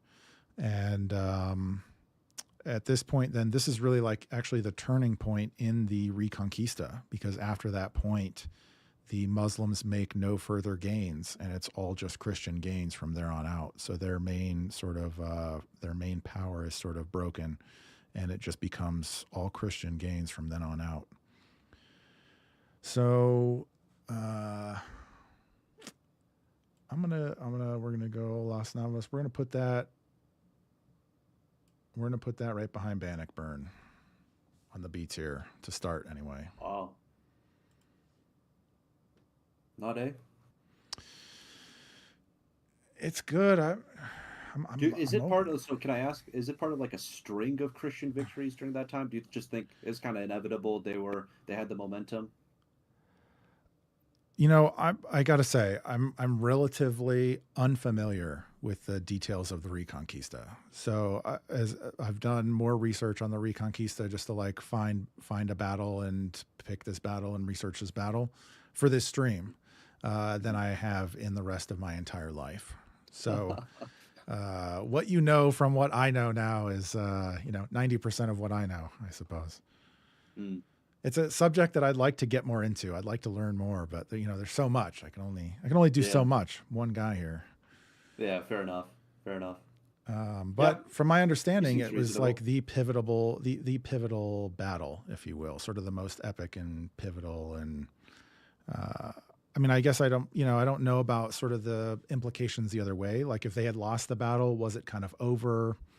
It's kind of hard to say. It doesn't Right. seem like that would have been the case necessarily, Yeah. although certainly the Muslims would have made some significant territorial gains after the fact. Mhm. But I'm not See, that's why educated I in thought that. you were gonna do. I thought that's why you were gonna do A. If it is the culminating battle, the Reconquista, um, that seems pretty darn important. Well, it's above average. B is above average, right? C is average. So Fair enough. we can give it a. I think we're good at B. I don't, we don't gotta load it up too hard. Yep. They're all the greatest battles, but That's right. it's That's the other thing to remember, right? We're ranking the greatest battles, so they can't all be the greatest battle. There's only right. going to be one. There's only going to be one greatest battle, or S tier there can only be so many S tiers. And that's the other thing that's kind of hard too, is that maybe even unlike the monarchs, a lot of these battles are very S tier in spirit. Mm. And I will say I guess to your point, this is not a battle that commands a lot of name recognition, is it? No, I We all had know to, about the Reconquista, but we don't know the Battle of Las Navas de Tolosa, right? Yeah, it doesn't. I would say, in fact, of most of the battles on the list, it's got one of the lowest, I would say, name recognitions of most of the battles on the list. Yeah. Maybe because it's a little wordy. Well, I was thinking about that. The wordiness doesn't help. Yeah, it doesn't It roll doesn't, off right? the Just tongue. call it Tolosa. Yeah, right. Well, I guess I don't know what that means in Spanish. Maybe it means something. Like I don't know, I'm but looking at yeah, I was look thinking it up. about that a little bit. I was thinking about how probably because Western civilization now is so anglicized. That's Yeah. why that's why the War of the Roses is so popular, or the Hundred Years' Yes. War, or all Exactly. of these all of these other sort of Yes. like prominent battles. Yes. Whereas like if Spain had become the prominent empire instead of the British, then perhaps Las Navas de Tolosa would be like it'd be sort of like the Agincourt of medieval battles. If that Spanish Armada made it, right? Who Right. knows? Yeah. They didn't screw their economy with inflation. Yeah. All that gold. And I guess that's a good segue for Bovine, which is obviously it's in the lead up to the Hundred Years' War, um, Anglo-French. So I'll give my spiel about Bovine then. Yeah, Yeah. go for it. Yeah. So it is fought on the 27th of July, 1214.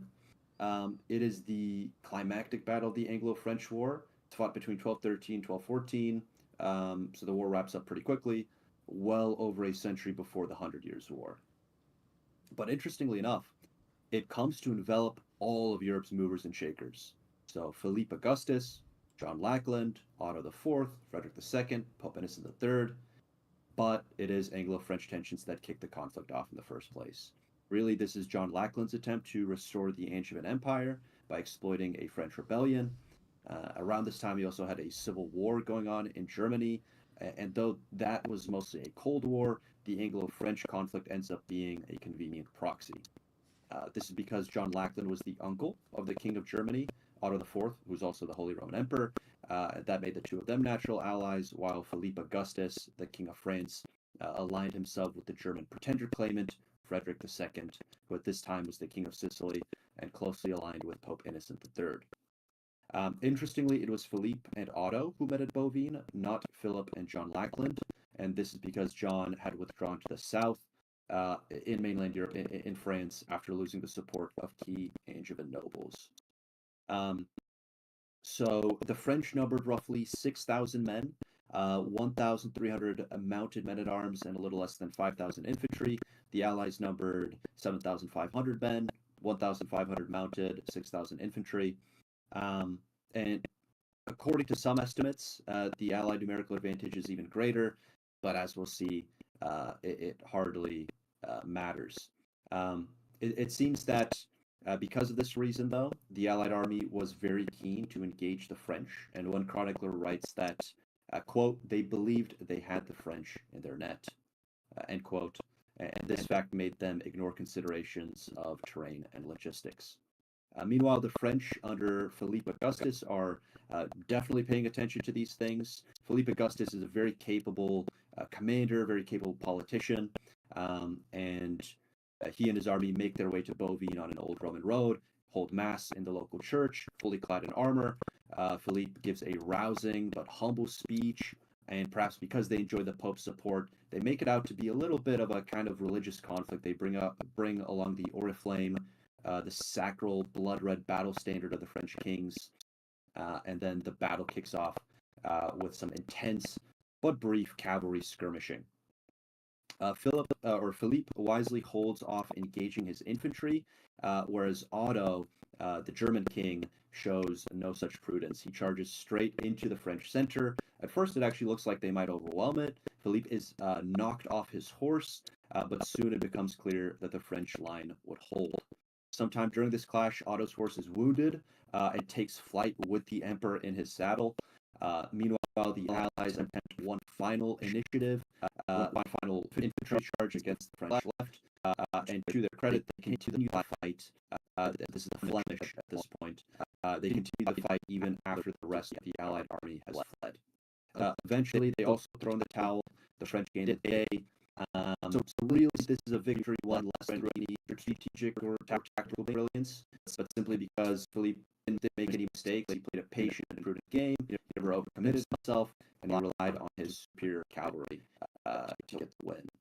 But as we've seen in Crécy, then Agincourt, the end of the medieval battle campaign, the Mounted Knight, was not far from hand. So this maybe subtly indicates that. Anyway, another interesting thing about this battle is that from all the movers and shakers and all the men that are mustered, the casualties are pretty light, possibly because of higher quality armor, perhaps because of certain chivalric ideal of taking prisoners. Although that's mostly reserved for the nobility, not so much for peasants and rabble.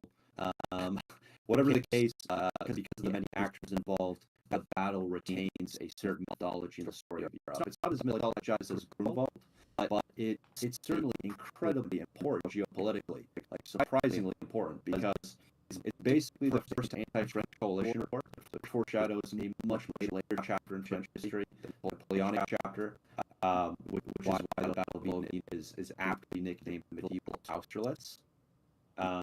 The historian Kelly DeVry goes so far as to say that, quote, except for the battles of the Crusades, no medieval battle can compare with Bouvines for its unique scope and participation, end quote.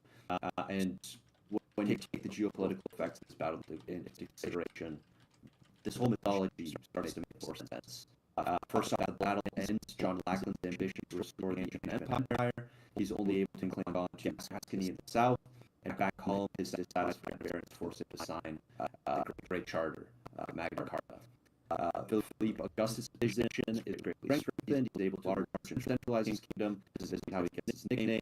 And as we mentioned during the last podcast we did, he's also the first to style himself King of France rather than King of the Franks. Just another step toward the ossification of Europe's borders. Because if you're the King of the Franks, maybe you have some claims on Germany, but if you're just King of France, now your borders are more limited. In Germany, Otto IV's days are numbered.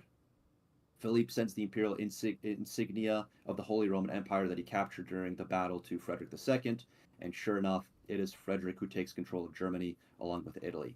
But because of his clear preference for Sicily, he mostly leaves the German aristocracy alone, and they get their own version of the Magna Carta, making the realm more decentralized, just like England, but unlike France.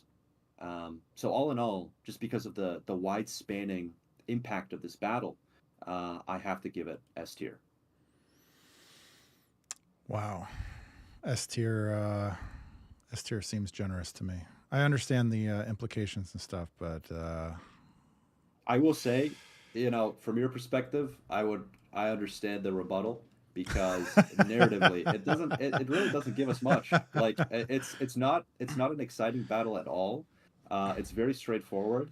Yeah, I guess the funny moment comes with Otto just riding, like just letting himself get steered by the horse off the battlefield, and then he ends up having a very kind of sad story, like on the limb across Germany, and gets beaten to death by a cleric. So it's a very pathetic end for him. Yeah, I just hate everything about this battle. Ever since our last stream, all the haters have forced me to like research Richard the Lionheart a lot more, and so now I'm definitely like a Philip hater. Wow. You know, John, John, what is there to say? You know, nothing stupendous is happening in this battle. Like, I could do A. I don't know. S seems a little high for. See. This is if the Spanish Empire had won, then Navas de Tolosa would be S tier and Bouvines would be B tier. They would be inverted. Mm-hmm. Yeah, I think that's fair. I could concede an A. All right, we'll put it at the top of A tier.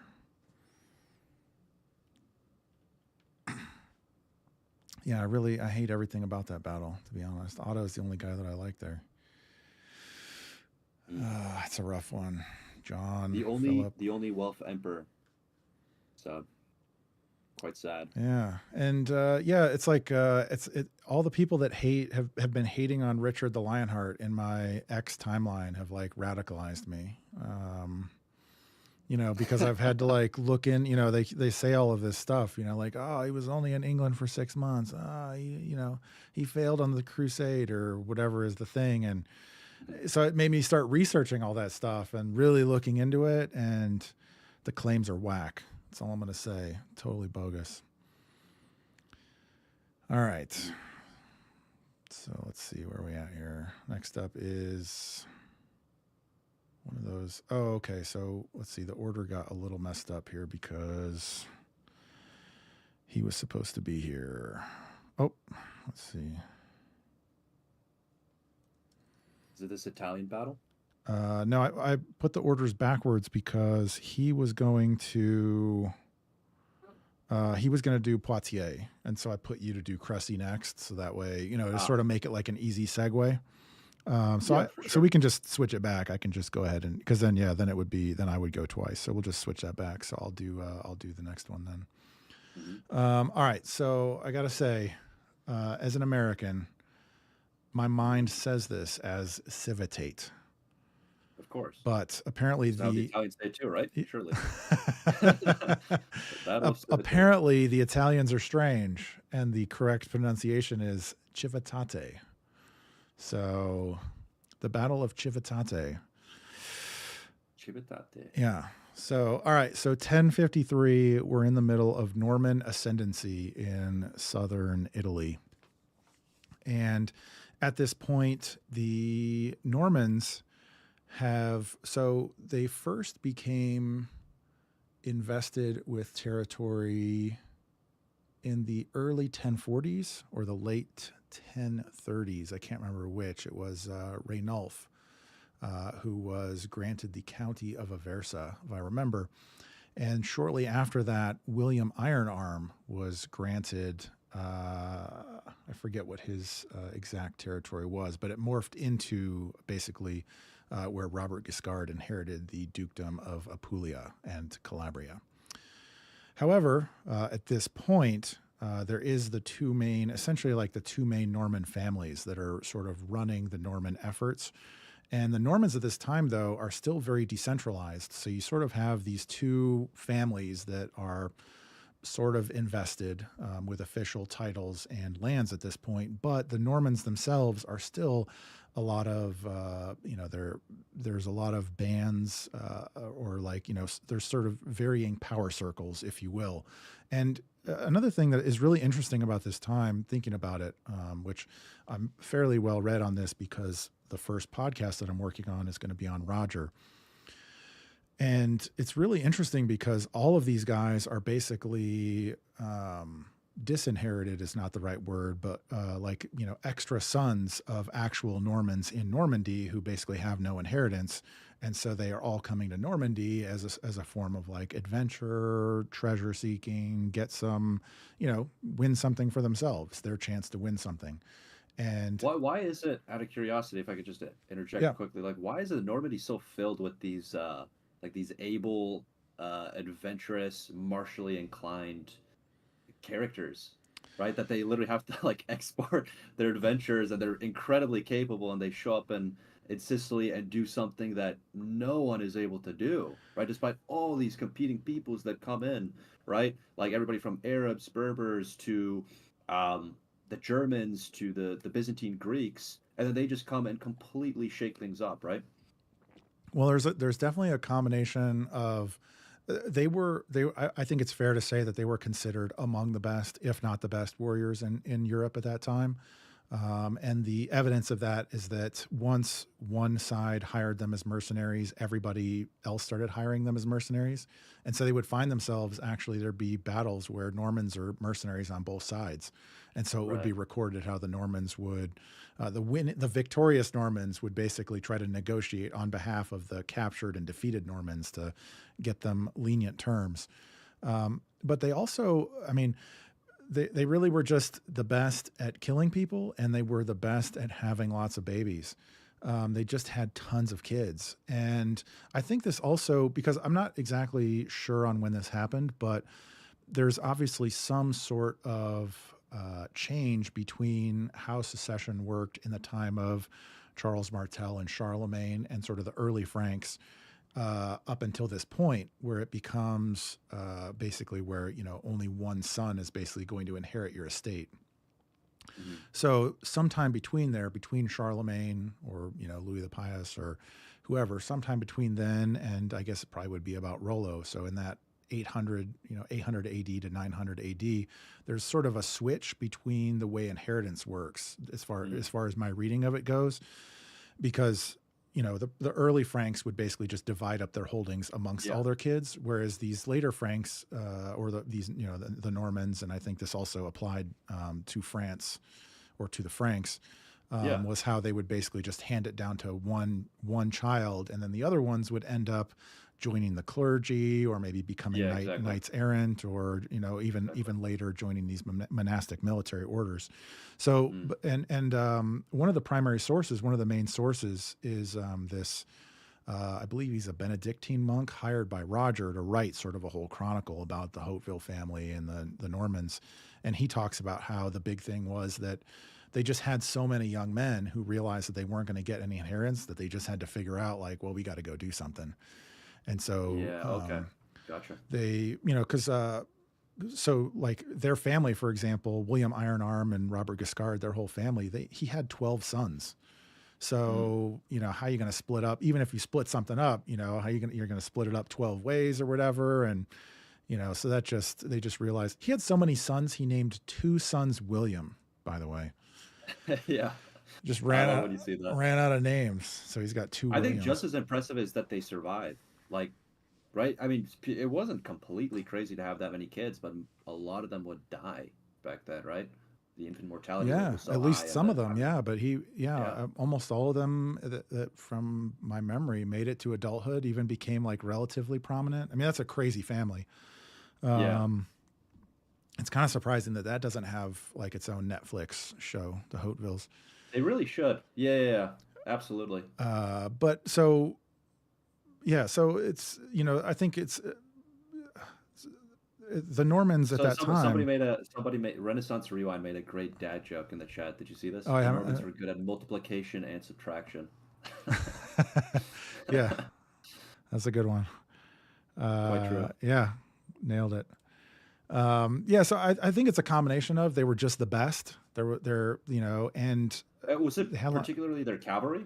Yes, yeah, it's a heavy cavalry charge. Yeah. And so that's you know that's one of the things that is also that, you know really it's the heavy cavalry and their discipline and you know their ability to basically hold morale, kind of like how we're talking about you know these battles breaking. Yeah. The Normans, Exactly. basically every battle they were outnumbered. And it was just like a normal thing for them. Like they would, you know, normal army would be outnumbered and people are worried or whatever. The Normans would be outnumbered 5 to 1, and they would just, it was like, you know, Yeah. like a, the Slavic dude in his like Adidas with the cigarette, like in the back of a restaurant, you know, just like, no problem. You know, this doesn't, not like completely unfazed. Into it. Yeah, there's one where the Byzantine army shows up. I think it's Olivanto. Byzantine army shows up. They're of course outnumbered like 4-1, and this Byzantine envoy comes over and basically is trying to give them terms. And one of the he's not a noble, but sort of like one of the chiefs, if you will, of the Normans. He basically just walks up to the guy and he punches the horse right in the face of the horse and knocks it out. And the dude falls off the horse and he faints. And so the Normans like then pick him up and put him on another horse and send him back. And, that was like their negotiation. It was just like, dude, we're ready to fight. He just punches out the horse, and they drag the horse off of this hill over here, send him back on another horse. And then, he tells the other commanders like, dude, I was trying to give them terms and they just punched out my horse, and like, these guys are ready to fight. And, so then the commanders of the Byzantine army were like, don't tell anybody this, like, just, keep it quiet. Whereas like, we'll fight in the morning. And so like they just didn't even care. Like they were just like ready to fight. Evidently they didn't keep it very quiet. We're talking about it all these years. Oh yeah, well the Normans wrote, the history is written by the victors. Yeah. So Oh, for sure. That was Hugh Tudebuff, if I recall, is his name. But so it was They just have great names too, right? They have some pretty great names. Yeah. And so the Normans, they, at this time in Italy, it's a bunch of these young men who are, basically sort of coming into their own. So there's this like tension between having to actually like have lands and titles and behave like it, but also they're still like these great grandsons of Vikings, and they're used to raiding, and they're adventurous young men, and they're mercenaries, and they just don't care. And so this is ultimately what leads to this tension with the Pope, because the Pope is getting all of these, he's getting all these complaints of them raiding the areas, not only lands that are nearby of other, other like papal lands and so forth, but they would just raid their own lands, and they were just treating people terribly. And there were some growing pains into them actually becoming legitimate leaders. And anyway, so the Pope had this is Leo IX, he had just had enough of this. And so he had spent some time trying to really drum up support to essentially come up with a final solution to the Normans in Italy, if you will. And so he ends up spending Christmas in 1052 with the Holy Roman Emperor and trying to convince him to give him some troops. This is Henry IV, I believe. Henry III or Henry IV? I think it's Henry the Henry III. It must be Henry III, because by Henry IV, Henry IV was later. Switched. Yeah. Henry III. He has a troubled relationship with the popes, right? Canossa. Yeah. So Henry III, and he basically he's got a lot of other priorities. He's not super interested right now, and actually, another precursor to this was that the Pope is just getting so desperate that he actually writes to Constantinople, and it's like, the Normans have been bothering you, the Normans are bothering me. What if we team up against the Normans? It's like pre-Carolingian times. That's crazy. Yeah, so he like, let's set back the geopolitical situation like hundreds of years. Yeah. And so the Pope actually gets a letter back from Constantinople because they had actually 10 years previous, they lost, I think, 3 battles in a row to the Normans. They just got crushed. And so nobody really wants to fight the Normans, but the Pope kind of figures like, wait, what if we just all team up? Then, we can sort of make that happen. And the Constantinople, the emperor agrees. So they agree that the following spring, they'll basically like march their armies into Italy, join up, and then sort of crush the Normans. The Normans get word of this. The Normans at this time are, they're headed by Humphrey, who is he is the youngest of the first set of brothers. The Hauteville brothers, they had 2 mothers. And so the first set of the Hauteville brothers were from the first mother, and then the second set of brothers, which is Robert Guiscard and Roger, were from the second mother. Robert Guiscard is the oldest. So this is his like youngest. The youngest of his older half brothers is Humphrey, and the last of them. And so Humphrey is sort of the main leader of the Normans this time, and Richard of Aversa, which is Rainulf's cousin, his nephew, I believe, took over his lands. And so basically the Normans sort of get wind of this. The Pope is having dinner or spending Christmas with the Holy Roman Emperor. Holy Roman Emperor gives him 700 Swabian mercenaries. And so the Pope says, whatever, that's good enough. And he basically marches from He's in Worms, and he marches all the way down back into Italy in the spring, gathering some forces as he goes. But the forces are rather undisciplined, if you will. He's sort of just, accumulating whoever will join the papal cause, essentially, around these 700 legit Swabian mercenaries. Interesting fact about the Swabian mercenaries is that they are notable for using giant two-handed swords. This is like one of the only accounts that I'm aware of where this is like a prominent distinction, especially this early. But that was their big thing, was giant two-handed swords. And anyway, so the Pope accumulates about 6,500. He accumulates an army of about 6,500. And they march all the way down outside of this town of Civitate. The Normans, or rather, I should say that's as far as they had gotten when the Normans encountered them, because the Normans saw them coming, and the Normans, obviously they're Christians, but they realize that if, the Normans had a pretty precarious situation without going into it too much, but the Normans realized that they basically needed to intercept one of the two armies, which they knew the papal army was coming. So they needed to intercept that army before it joined up with the other army. So they basically sent out the call. They got every Norman possible outside of any essential garrisons in southern Italy. And the Normans were able to muster up a force of about 3,500. This was a force, if I recall correctly, about 3,000 cavalry and about 500 infantry. And the Pope's army was about half cavalry, half infantry with those 700 Swabians. And so basically the Normans catch up with the Pope outside of Civitate. Now the Normans, because of previously mentioned raiding and so forth, were extremely unpopular in the area. And so as they're marching their army up, cities are closing their gates to them and not selling them any goods, so they don't actually hardly have any supplies by the time they encounter the Pope's army. Also, they're Christians, and they're about to fight the Pope, so they're pretty unhappy about this whole situation. So they're sending messengers over to the Pope, basically like, we don't want to fight you, like, let's be on the same team. You're Christian, we're Christian, what's the deal here? Yeah. And it's interesting, there's an anecdote about the Swabian mercenaries who apparently the Swabians, like the Normans were not small people by any means, but the Swabians apparently were much more massive men, and they were making a lot of comments about how tiny the Normans were and how they were going to, chop them to pieces because they were so significantly smaller than the Swabians. Whoa, and Swabian stock. Yeah. I had no idea. Wielding their giant, their double-handed swords, and much larger than the Normans. And anyway, yeah, did the Normans have Dane axes? I think it was just. I think it was the swords. I think it was their those little, like, the one-handed sort of Viking swords, like the precursor to the Crusader sword. But mostly so. It was mostly lances on the horses, but the heavy cavalry was their big thing. Anyway, so the Pope's whole thing was that he was basically trying to stall the negotiations, with the hopes that the Byzantine army would come over the hill at any moment. And the Normans, obviously, they have no supplies, they have no food.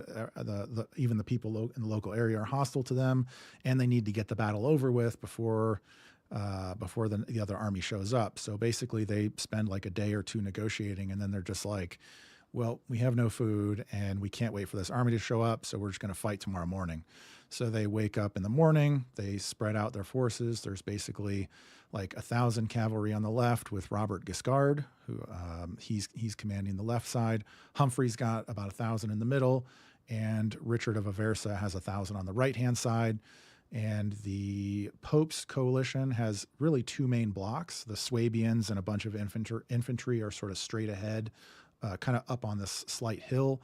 And then there's a bunch of the papal forces have a bunch of cavalry out on the across from the Norman right, across from Richard. And so basically, as soon as dawn breaks, Richard is he's just made up his mind. He's going for it. He just charges straight across the field, and the papal cavalry is basically like butter. He just cuts through them. They just run them right off the field almost immediately and start chasing them. And then Humphrey basically advances and charges into the Swabians in the front. But the Swabians are professional soldiers, and so the Norman charge doesn't work quite so well against them, and so it just becomes bitter fighting. Robert, kind of seeing how he was instructed to sort of wait behind, but now seeing how Humphrey's really struggling in the middle, Robert comes up on the left to try to help Humphrey. Eventually, it's just bitter hand-to-hand fighting, and Richard had driven them, whatever, a couple miles away, turns his cavalry around. He comes back. The Norman forces surround them, and the Swabians just fight down to the last man. Wow. They don't surrender. No surrender at all. They are all killed in very hard fighting. And then basically the city, the leaders of the city basically go get the Pope and sort of gently escort him outside the gate of the city and shut the door behind him because they don't want anything to do with the Normans. And so the Normans then they actually, very respectfully, bow down to the Pope, and they receive him as their guest, and they, spend a couple days cleaning up and resupplying, and then take the Pope to Benevento and negotiate with him for the next 9 months or so. So, very nice. Anyway, it's in terms of significance, it's the battle that really establishes not only Norman power with the papacy, it establishes Norman power in southern Italy, which eventually obviously kicks out the rest of the Byzantine Empire, and they're able to take Sicily after that. So it's a very I would say for that part of the world, it's a very significant battle, and certainly with their ability to influence the popes and papal power for the next several generations, it's significant. Yeah. And another interesting thing is you can see, because they're able to muster 3,500 troops, you can kind of get a sense of what Norman power was at that time, because that's really, every man in the area was in that battle. So 3,500 was their max force size, which is kind of interesting to consider. But yeah, I mean, it's a great battle, a great turning point. I don't know. I guess I'm just gonna go with B for now, and I'll let you chime in what you think. Yeah, I guess I'm always tempted to raise it because they become a very important check against the Holy Roman Empire. They are a massive thorn at its side, and the popes are like, great. Well, we use the Franks against the Greeks, and here and there they'll still they'll still have some liaisons with the Greeks, but mostly they're with the Franks, and then the Franks become the Germans when France and Germany split off, ever since Otto the Great, who we'll talk about. And then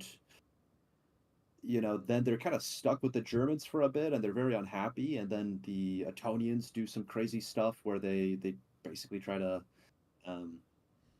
bring back the Roman Empire with certain trappings of ancient Roman power, and the popes are just not happy about that. And then well, disease means that the Ettonians can't get away with that, but then any attempts to by the Salians who succeed the Ettonians are hampered by the Normans. They become a big check on the Holy Roman Empire. So seen in that light, it's tempting for me to advocate for A.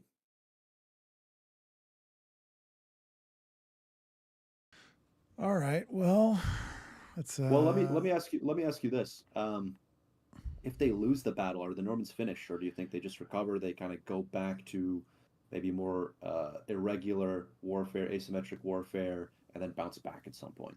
I would say, as landholders or as a political force, I would say they're probably finished, because certainly the two main centers of power, and probably, I mean, like I said, I obviously don't know the entire detailed roster, but essentially every available man who could fight was at that battle, who was not required to stay in a city for garrison reasons. So every available fighting man was at the battle, which included all of the, of course, Humphrey, who was the Duke of Apulia, and Richard, who was the Count of Aversa, and all of the other sort of little tribal faction chieftains. So they may not have been finished in the area as far as mercenaries go, but I think certainly as far as landowners, as far as a political force, I think if they would have lost the battle, if those guys, see, the thing is that the Normans had a very tenuous, it was a pivotal battle for them, very much, I would say, not unlike the Kingdom of Jerusalem. You could think of it as like a very similar type of Mm. situation. One loss for the Kingdom of Jerusalem is fatal because they don't really have the way of replenishing their manpower. They're very isolated. And so it's kind of very similar for the Southern Normans in that they don't have a way to replenish their manpower. They're obviously getting, immigrants from Normandy who come to join them, but that, they basically just get whatever's the leftovers of Mm. Normandy essentially. So there's not, any battle is kind of it for them until they're like more established, probably in maybe about the 1070s or the 1080s. So I would say I think it's fair to say that they're probably finished as a political power if they lose the Well, battle. if that's the case, then I'm wondering if they're as effective as mercenaries in some of these other conflicts later on. Like we're going to talk about Manzikert, the Normans are there. Some of them join up with the Varangian Guard, I think. And they play such a big role in the lead up to the Crusades, during the Crusades, and I'm just wondering how much of that goes away because they're such an elite fighting force that show up in all these later conflicts. I'm wondering how much of that goes away without their home base if they're kind of Mm. operating more covertly like they used to be as half mercenaries, half brigands in Sicily. Not to mention some of the pretty interesting things they do in Palermo. Uh, when they become a little bit um, more statesmanlike. They actually do some interesting things there, and they help produce the climate that eventually gives us Frederick II, who I think is an incredible. We've talked about him Yeah, during the last podcast. He's come up a couple times with this one. Incredibly interesting ruler, and it's hard to conceive of Frederick II without some of the groundwork laid by the Normans. totally. And although I think for some of that, though, I think 1066, as we'll get to one of the ones that you have, 1066 is you know, William the Conqueror taking England, I feel like takes a lot of air out of the Southern Normans Hmm. because previously, if you're a Norman young man and you're looking for adventure and wealth and ability to conquer and so forth, the prime destination was Italy. But once William takes over England, it's much closer and there's much more Yeah. available opportunities in England. So I think, Yeah. uh, He's going to make you a landholder in England, right? Like right, that's an amazing deal. yeah. So I think England sort of takes all the air out of southern Italy as far Mm. as their immigration goes. Um, so I don't know. I could see eight. We Kind could of a put tough it. one. We could put it at the bottom of A. I think, that's fair. Yeah, I think that's good. I wouldn't put it above some of the other ones we had there. All right. So let's see. Medieval scholar is going to join us. He's going to join us. We don't have to like do any of his back battles or anything. We're 2 hours deep. We're waist deep Pretty warmed already. up. But maybe he can break some ties, give some interesting commentary. He can pop in. So um, let me. So we got that. So then let me pull up. What's the next one here? I think it was Cressy slash Poitiers. I mean, medieval scholar was supposed to do Poitiers, Oh yeah, and then yeah, I'm yeah. doing Cressy. Cressy. Yeah, go for it. Okay. So Cressy is fought on the 26th of August, 1346. It is one of the key battles of the Hundred Years' War, which is fought from 1337 to 1453. It comes during the first phase, the so-called Edwardian phase from 1337 to 60, thus called because it was instigated by King Edward III of England. Now, initially, Edward ruled Aquitaine in a very medieval arrangement, you could say, as part of which Philip VI, the King of France, was technically his liege lord for lands in France. However, after the two fall out with each other, Edward claims France for himself. Part of the reason they fall out is because the French are getting too friendly with the Scots. The English are hosting French pretenders and noblemen. And so, yeah, the two fall out. Edward claims France for himself and he goes campaigning alongside his famous son and namesake, Edward the Black Prince, which is a later nickname.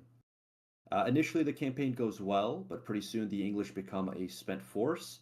And so, undersupplied and exhausted, they cross the River Somme, and they do this under a hail of crossbow fire from the Genoese mercenaries under French employ. Um, at this point, the English are also slowed down by dysentery, by insufficient footwear. Their boots are literally falling apart, and also because they are lugging around very primitive cannons. These are iron tubes, very, very primitive iron tubes that fire 2 to 4 pound stones. Not incredibly useful outside of a siege and never yet used in a pitched battle. Nonetheless, the English are able to ford the Somme because their longbowmen provide cover fire, and the next day the English entrenched themselves near the village of Crécy. This was a great position for them because it gave them the high ground. They had the River May on one side, the village of Crécy, the hamlet of Wadicourt to protect their flanks. And to further entrench themselves, they shredded the ground in front of them, riddling it with little pits, just like the Scots did at Bannockburn, like you mentioned. And this made the French cavalry charge that was to come even less effective. And it wasn't such a big deal about their footwear because actually the longbowmen are said to have preferred fighting barefoot. So there's that. The odds of the battle, though, they make it quite clear as to why the English had to resort to any trick in the book, why they had to be particularly crafty. They had not quite 10,000 men against as many as 30,000 Frenchmen, and these Frenchmen were joined by a small force of Bohemians. So this is another Czech cameo. Not only that, the English force was primarily a militia army. 5,500 longbowmen, 1,000 Welsh spearmen, and 2,500 dismounted. Um, this is already quite unorthodox, dismounted men at arms. And they were up against a whopping 10,000 French men at arms, 14,000 militiamen, along with those 6,000 Genoese crossbowmen. But the dirty truth is that these numbers aren't quite as scary as they sound, not in light of one simple fact. I'm quoting from the historian Martin Doherty here. He says, quote, whereas the English came to the field with a trained army, the French brought a large number of individual warriors under the loose control of their social superiors, plus an even larger swarm of virtually useless rabble. The coming battle would pit courage against discipline, martial prowess against planning and tactical skill. End quote. So the French came with the so-called flower of French chivalry, knights who, yes, trained, jousted, hunted, all the rest of it, but whose method of warfare was intrinsically vain and reckless. Beside them, you had the French militiamen, who, again, in the words of this author, virtually useless, completely held in contempt, the poor guys, by their social superiors, and lacking entirely in training, morale, and discipline, at least compared to the English. Perhaps the most lethal segment of the French army may have been those Genoese crossbowmen. This is because they were heavily armored, they carried large shields that protected them while reloading, and they thrived on close quarter combat, but also outranged the English longbow, actually. But the big downside was the reloading time. They took an awfully long time to reload the bolts. So theirs was kind of a slow, methodical style of warfare, completely ill-suited to the French method, if the French method can be called a method. Theirs was very brash and bold, whereas the Genoese, again, slow, methodical. So this did not lend itself to good army cohesion. Now the English are sighted by the French at about 4 p.m., and much to their chagrin, the Genoese crossbowmen are prodded along by the French to make the first move. The French were itching for a fight. The Genoese had already seen some action, as I mentioned, so they were probably a bit exhausted, and they were also still missing their large shields. And this is because the French baggage trains were lagging behind, and not only that, the French force as a whole was not even in position by the time they start their approach. So again, so great was this vanity and recklessness on the part of the French. But from there, it gets even worse because the Genoese were advancing from the low ground because it was damp and cloudy. The sun actually was just barely peeking through the clouds, just enough to kind of be an annoyance to the Genoese. It was peeking out right behind the English longbowmen, who would normally be outranged, like I mentioned. But the Genoese have to resort to going 150 meters. They're 150 meters away, and the longbowmen get the first shots off. That's actually pretty short range for the longbow too. I think they could easily do twice that distance, like 300 meters or more. So they're quite accurate because of this short range, and on top of that, they've been drilled very, very hard by Edward for kind of peak longbow performance, which would be like 20 arrows per minute being fired off. This took an incredible amount of strength and skill, and it was a big part of England's military tradition, so much so that poachers who'd normally be killed would be let off if they joined the English army as longbowmen. Edward also positioned his forces in such a way as to maximize firepower. There were 2 units of Welsh spearmen and dismounted men at arms, and each of these was flanked by archers organized into kind of triangular formations. So really, as everybody probably knows, it's the longbowmen who are the MVPs of this battle. But those cannons I mentioned do get used throughout. Not incredibly effective. Actually, what plays a bigger role would be just French self-sabotage, even after the Genoese advance. After seeing after the knights see the Genoese crossbowmen turn tail and run from the longbowmen, they can't take this. They're infuriated by this, and they surge forward, completely indifferent to the crossbowmen in front of them. So they basically trample them underfoot, and they go for the dismounted men at arms because they think it's below them to go for the longbowmen. But also maybe some strategic reason for that as well. They're trying to avoid the pits in front of the longbowmen too. The English stand their ground, and all the while the longbowmen are pelting them with bodkin arrows, which are capable of piercing plate armor. At this point, Philippe, the King of France, knows the die is cast. Events had pretty much gotten away from him. He'd lost control of the vanguard, but he still charges in. He loses 2 horses beneath him and takes an arrow to the jaw, but still manages to slip away in the end. Meanwhile, not wanting to miss out on the fun, the blind King of Bohemia, John of the House of Luxembourg, charges into the fray after tying his horse's bridles to those of his attendants, and he's supposed to have fought quite valiantly before dying in the melee. Throughout this confrontation, the Black Prince commanded the English vanguard where the fighting was thickest, and at one point the king was asked to grant him reinforcements by a concerned party, to which King Edward famously replied, "Let the boy win his spurs." Eventually he did reinforce the Black Prince, but not before he had indeed won his spurs by holding the line and fending off the French and Bohemian attacks alike. And in a pretty endearing story, the Black Prince is supposed to have come across the body of John of Bohemia, who was slain, and then adopted the Luxembourg ostrich feathers as part of a sigil, which to this day adorned the heraldry of the Princes of Wales. So that's more or less how the Battle of Crécy goes. The casualties are obviously hugely disproportional. The English lose a few hundred, while the French and Bohemians lose thousands. Historian Martin Doherty says that, quote, "The battle was the beginning of the end for the armored cavalrymen who had dominated warfare for centuries, pitting a tired and outnumbered English force composed mainly of archers against the flower of French chivalry. Crécy was the shape of things to come," end quote. And I think this rings true not only at Agincourt, but coincidentally enough in Bohemia, where the Hussites go even further with the gunpowder innovation and deploy their famous wagon forts against the Mounted Knights of Germany. So, to sum up, the battle marks not the end of the Mountain Knight, but the beginning of the end, the rise of the longbow, the first time that gunpowder is used in a pitched battle.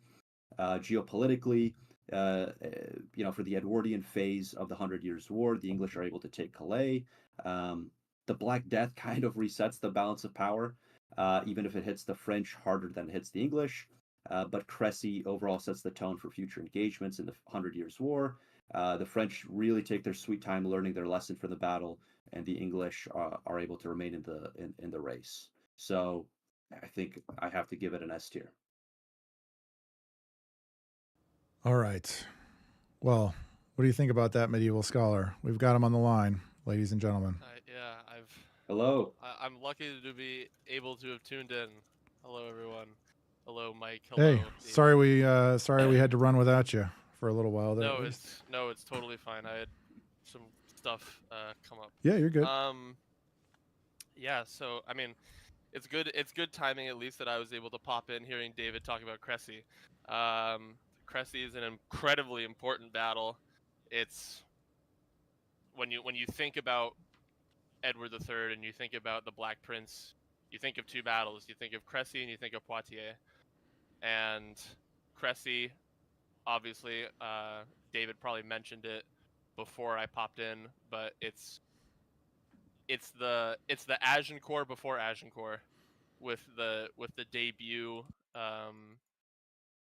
of the English longbow just ripping people to pieces. Where the longbow is able to strike fear into people and just almost single-handedly win a battle for the side that's utilizing it.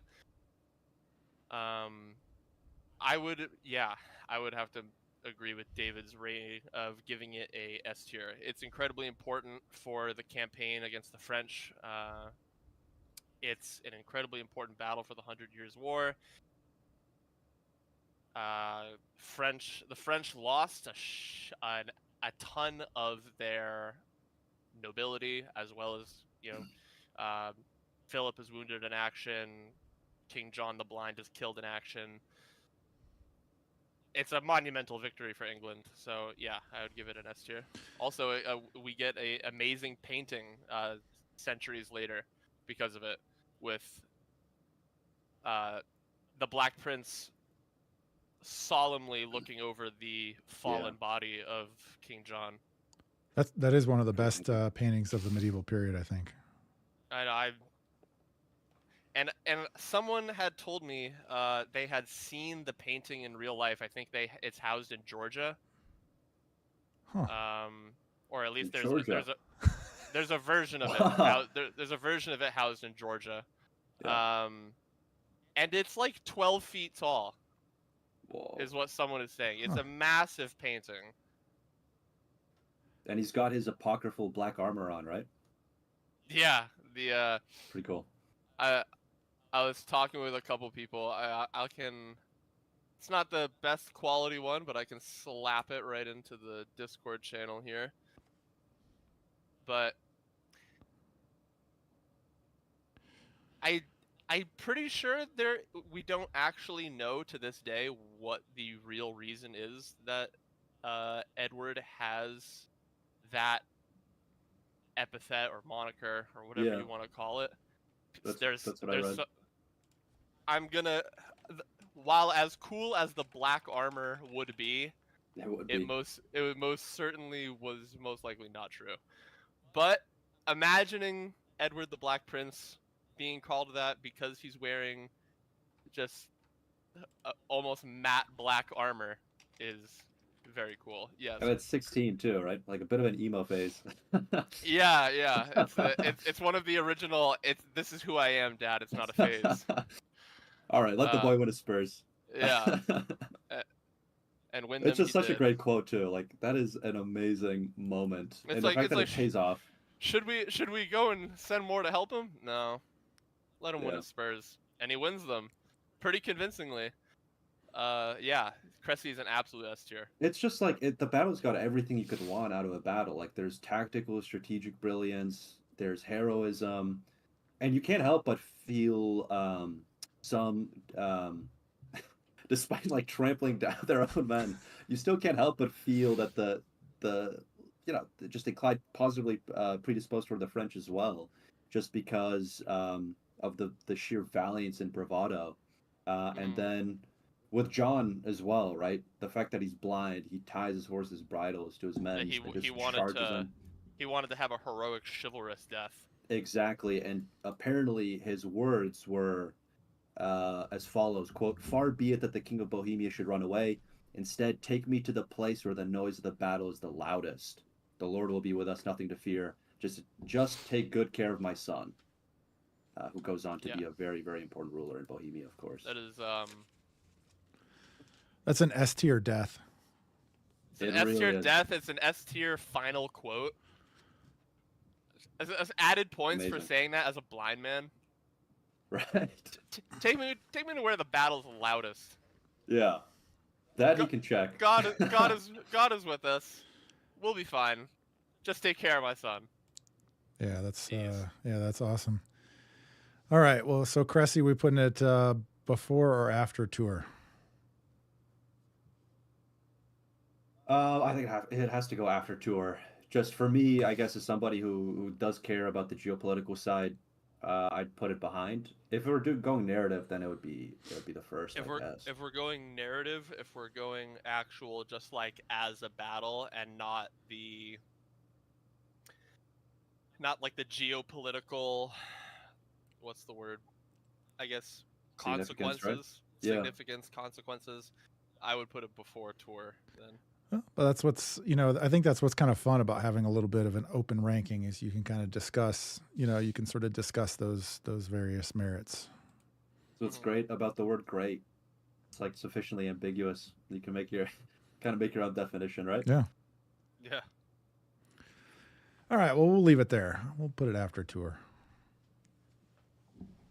All right. Next up is Jaffa. Thanks for popping in, Medieval Scholar. Thank you. Yeah, pleasure to have you. It's totally, yeah. Sorry. No, dude, don't even apology rejected. Don't even worry about it. Okay. Stuff happens. It's fine. I get it. It wasn't intentional. We're good. We're gonna roll now. We got the the squad's back together, so we're good. Oh yeah. The band's back together. That's right.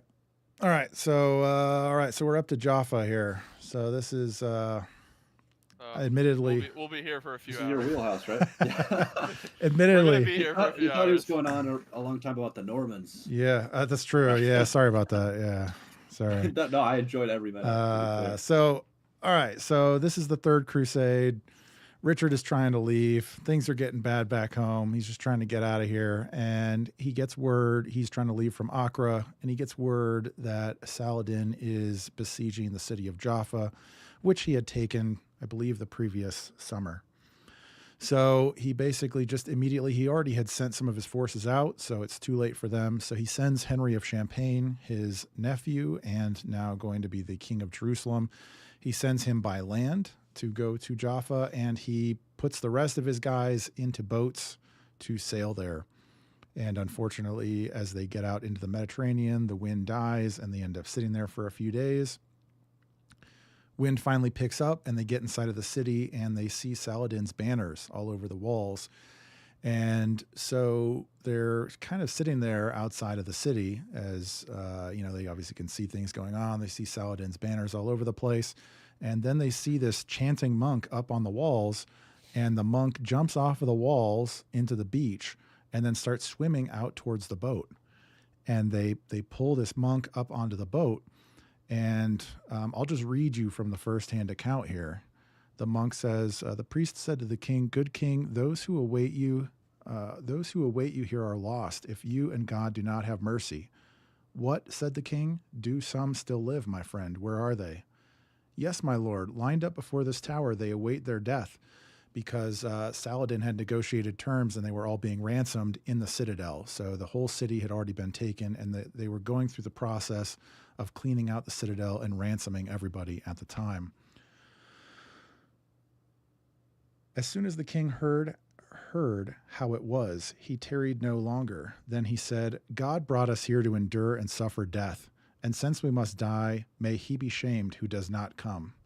Then he and his galleys advanced, and with his legs unprotected, he jumped into the sea first, as was his custom. So then Richard, basically, he all of his boats speed toward land. He jumps out, allegedly with an axe and a crossbow, no leg armor, jumps into the surf, and pushes his way up onto the beachhead. He is able to clear out the beach. Then one of the Hospitallers lets him know that there's sort of this Hospitaller entrance where they can come in through the side of the walls up into the headquarters, like the Hospitaller building up in the city. And so Richard is the first one up in there. He goes up in there. They basically push through, clear out the whole city. Saladin's forces are extremely confused. They have no idea really what's going on. They end up getting pushed out or killed. And Saladin sort of retreats his army a few kilometers away. Richard is able to shore up the city, and crews begin repairing 24/7 on the city to try to fortify it. And at this point, all Richard basically has, he's got a couple dozen knights with him. He's got a few hundred infantry, and then he's got about 2,000 Genoese crossbowmen and Pisans as well, I believe. Pisans, however you want to say them, from the city of Pisa. Oh, Pisans? Pisans, I guess. Genoese crossbowmen flashbacks. Yeah, the Genoese crossbowmen. Those guys are just everywhere. They got their fingers in the pies everywhere. They really do. And anyway, so basically they're, after pushing Saladin's forces out and away, they're just reconstructing the city. This is on, I believe, a Saturday or a Sunday. So by Wednesday, everyone's mostly sleeping, and Saladin had decided he needed to try to just get this over with. He's got to get Richard out of here. Henry of Champagne has not yet arrived, so it's just Richard and his forces, and Saladin basically tries a sneak attack. But in the morning, as these various guys who are sort of at the front of this sneak attack, they're sort of arguing amongst themselves, and there's a Genoese crossbowman who's out there and ends up hearing them and alerting the army that, like, whoa, all the Saracens are here. And so then they all get up, Richard throws on his armor, everybody wakes up and sort of gets ready, and they form up in front of the city. So, and I actually meant to bring this up when you were talking about Cressy, because as far as my reading goes, my understanding of it is that the crossbowmen typically worked in teams of 2s or 3s, where you would have one, basically they would have that, the pavance, whatever it's called, the pavis, the shield that would be in front of them. And so you'd have the guy there who's doing the shooting, and then you'd have potentially one guy holding the shield, or and then another guy behind him who's helping with reloading. And so, like, you'd have one guy reloading as the other guy is shooting, basically to get the double the firing rate. So he's basically got those, and then he spread out his spearmen in front of that, because Saladin's army was mostly either mounted archers or various light cavalry. And so he's got these spearmen and then these ranks of crossbowmen. And Saladin's army numbers around 8,000 to 10,000, and Richard's got 2,000. Richard also has, notably, somewhere between, the sources differ, anywhere from 9 to 18 horses for his entire army. And he's got, several dozen knights with him. So basically, Saladin's horse archers and his cavalry are basically just making these waves of attack on the Crusader position that is encamped outside of Jaffa. At a certain point, they actually have some sort of like a flanking group that goes around and actually gets into the city. And so Richard takes a small force with him and goes back into the city and pushes these guys out of the city. Then some of the Crusaders also had gotten scared or whatever and tried to go back through the city and out to the boats to try to leave. Richard then goes out to the boats, grabs these guys, and brings them back to the army. He's doing all the fighting, but even as much as Saladin's army is pressing them, they can't really get ahead. And so Richard at this point can kind of feel the army losing steam, Saladin's army losing steam, to where, like, their attacks just don't have the same vigor. They're not really, the crossbowmen are sort of wreaking havoc on these guys as they're getting close enough, and they're holding firm under the spearmen. So Saladin's army seems to be losing steam. So at one point then he senses the right moment, and he initiates a cavalry charge. And so Richard and maybe 12 knights ride across the field and smash into Saladin's army of 7,000 or so at this point. And he talks about, where did I put this? How several of his knights, actually, it seemed like they were getting taken prisoner until Richard himself personally came over and started cutting people up and rescuing his own men. And basically, just wherever Richard went, there was just dead bodies. There was just a trail of dead bodies around him. Apparently, there was this one Muslim champion who rode out to go get Richard, and he chopped him in half from his shoulder to his opposite waist bone in a single stroke. And so basically everywhere he went, there was just a trail of dead bodies. He's pulling his guys out of the, getting taken prisoner, until eventually nobody will fight him. And Richard rides the length of Saladin's army from one side to the other, yelling for anybody to come and fight him. And Saladin's in the back screaming for people to get him, get Richard, kill him, go get him, whatever. And basically his guys just tell him, like, dude, everyone who's tried to fight that guy has died, and it's not going to be me. And so Saladin is basically forced at that point to withdraw his army and then go to the negotiating table. And so this is the final battle of the Third Crusade, which prior to this, Saladin had kind of felt like he was basically, because of the situation back home for Richard, that he actually wouldn't have to negotiate anything with Richard, but the basically the deterioration of his forces, the demoralizing of his army, and a big part of Saladin's maybe you would call it like charm, or one of his sort of skills is his ability to hold together this coalition force between the Egyptian forces and the Syrian forces and all of these sort of like varying Arab nobles and coalitions. And so after this battle, his ability to inspire the confidence of these various men is basically ruined, to the point where Saladin feels like he has to negotiate. So he does end up negotiating with Richard. He negotiates a 3-year truce, and negotiates that Richard has to tear down the defenses of Ascalon, which he had just built up at his own personal expense. Hard for Richard, but it is what it is. And then Richard actually is bedridden for about a week after this battle.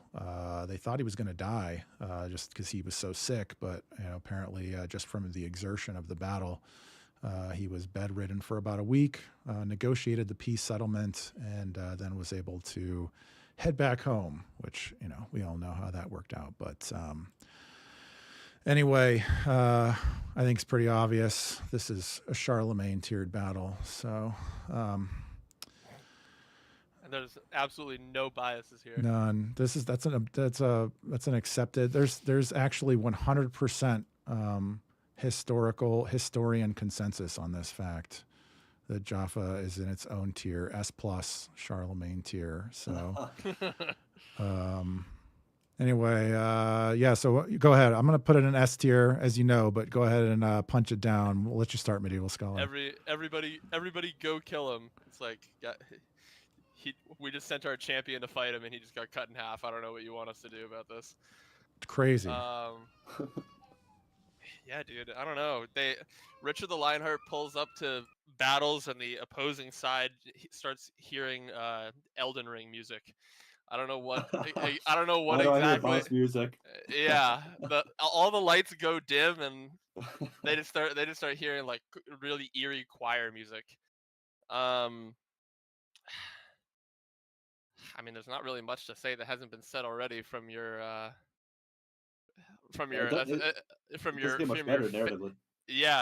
fandom description of the battle. Richard is just a force of nature as a ruler when it comes to leadership in conflict and on the battlefield, and just besting Saladin in such a displayful way. And I'm pretty sure they also only lost like 5 people. Oh yeah, Ambrose's account, he mentions that they lost 2 people, and that Saladin lost, I think it was something like 700 men and maybe twice as many horses. Yeah, and I think like all 700 of them were probably because of Richard. But yeah, that even just further proves that of just how much Richard just outclassed the Muslim army and Saladin in pretty much every facet. They're completely outnumbered. They are, on paper, they should just be completely obliterated in this battle from how many horses, like the massive horse discrepancy. It should be like a big damning thing for them, and somehow they only come out of this battle with allegedly 2 killed in action soldiers. while around 700 for the opposing side die. All while Richard doesn't get hurt, he doesn't die, he's in the front just cleaving through people. Richard at Jaffa is like the beginning of Fellowship of the Ring when Sauron walks out to the army of the Last Alliance, and he just starts swinging his mace, and everyone just goes flying. That's Richard with his axe, minus the part where his fingers get cut off and he explodes. But I think that would probably be what would have happened if Richard did suffer some sort of fatal blow. It would just be some like shockwave explosion that just knocks everybody over. Yeah, Jaffa is an insane battle, and that's coming from me, who is not the president of the Richard the Lionheart fan club. I'm frankly surprised that you don't have a bust of Richard the Lionheart behind you. I should get one. I want to get one of those, like a replica of that statue at Westminster. I should get one. That'd be really cool. Put it in your front yard. Get a cardboard cutout of him.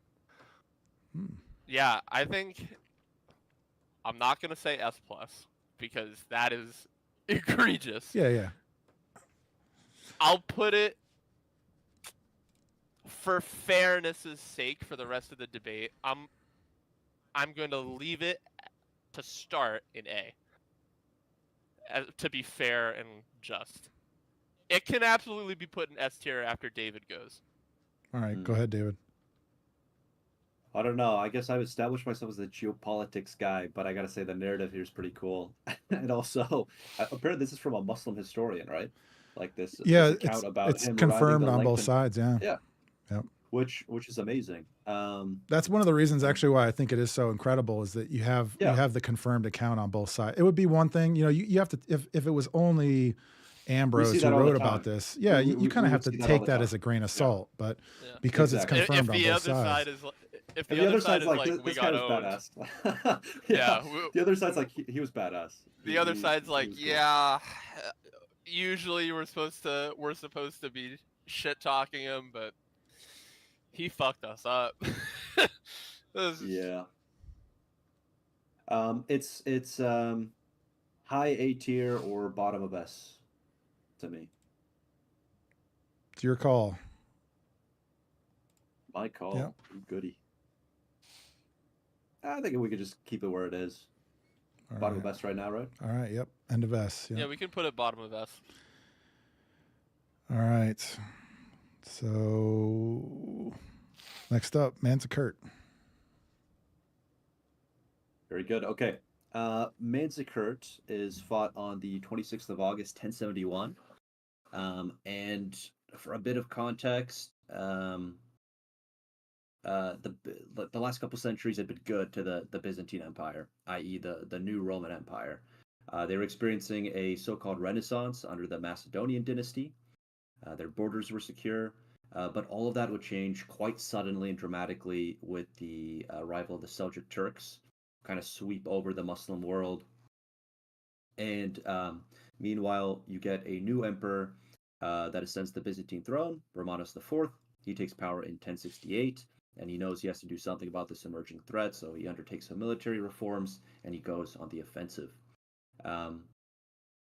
Now, this offensive, it goes pretty well, but then a couple of ceasefires get called, and it was under the cover of one of these ceasefires that Romanos leads an army sneakily into Byzantine Armenia to take Manzikert, which is today part of Turkey. Now, this is a really massive army, especially for this time. The emperor brings something like 40,000 men with him, among whom are Varangians, Normans, Franks, Magyars, Cumans, Pechenegs, as well as Turkic mercenaries.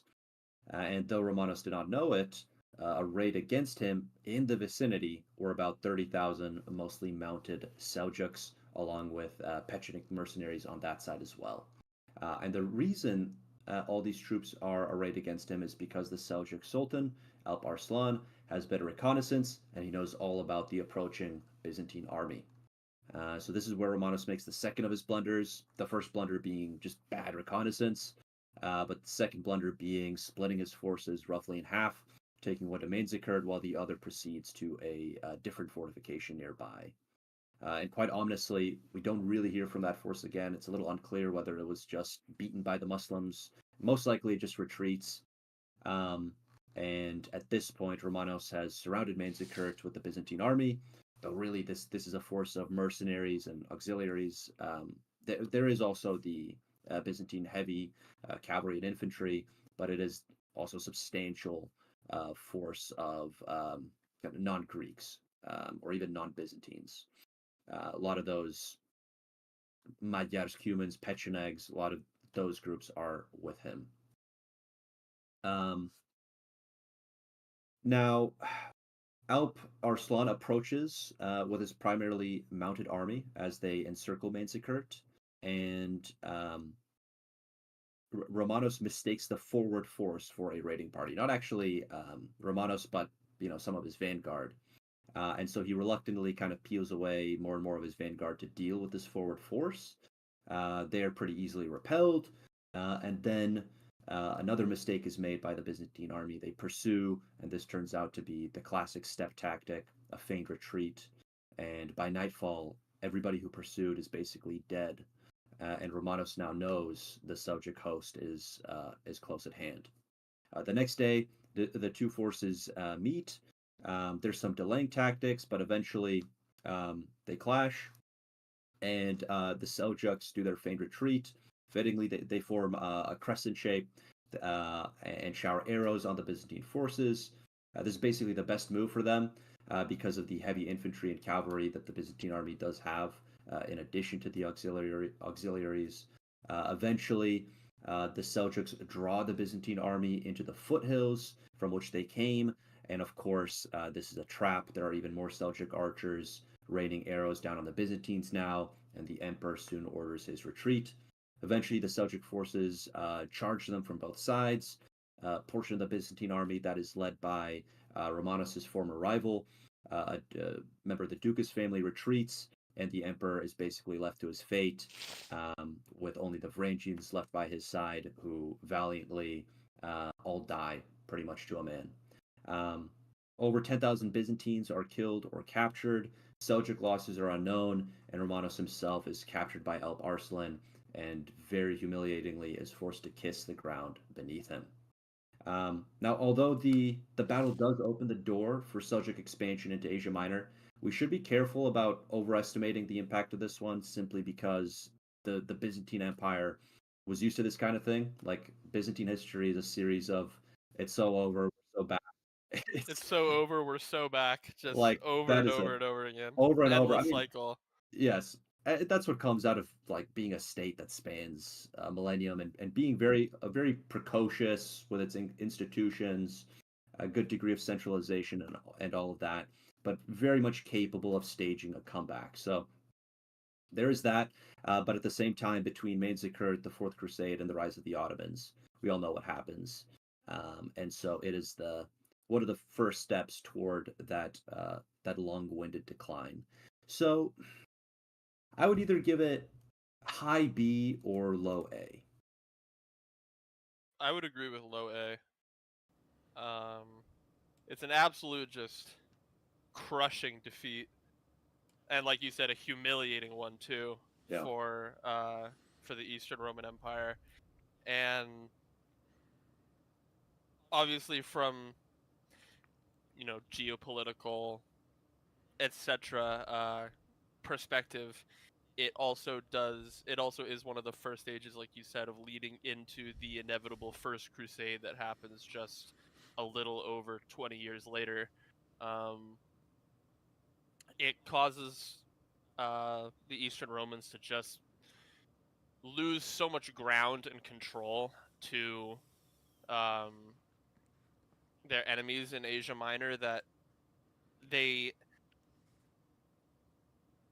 decades later is what happens when they start having so much pressure even starting to be put on Constantinople that the emperor does his inevitable call to Christian Europe of, yeah, we need help.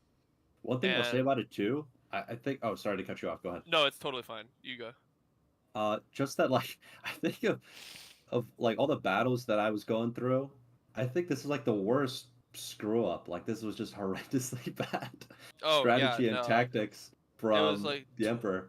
It was an abomination. Horrible. Like just splitting his forces in half and then completely losing track of half of his army. Terrible. Just terrible. Is this the battle that, or would you say, is this where sort of the feigned flight became famous?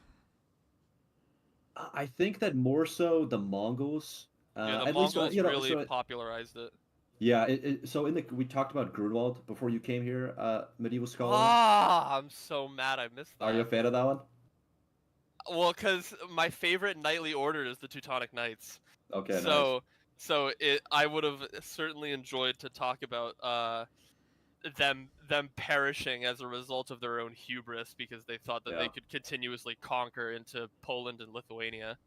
Yeah, and we were talking about, maybe some of it had to do with just Ulrich. Like, if his brother was still in charge, who predeceased him, maybe they would have been better commanded. They would have charged the Poles-Lithuanians as they came, and maybe that would have been a different battle. And similarly with this battle, if they were just better commanded, it might have gone a different way. Now, would the Seljuks have then gone back, licked their wounds, and affected the same kind of end result? Maybe. It's hard to say. That's why I don't rank this so high. I think like geopolitically. I'm of the mindset. I'm of the mindset that even if the Eastern Romans or Byzantines, whatever people like to call them, if they had won at Manzikert, it really doesn't change anything. Sure. I think even if they did win, I think the Seljuks, they just keep coming back. They keep coming back. There would be another battle if Manzikert isn't the crushing defeat that it is. If they do win it, there would have been another battle to take its place where a result of what our timeline's Manzikert is happens. And then maybe that's in 5 years after, maybe that's in 10 years after, or maybe it's even somehow 50 years after. But I think that's a fair point. Yeah. Yeah, I think.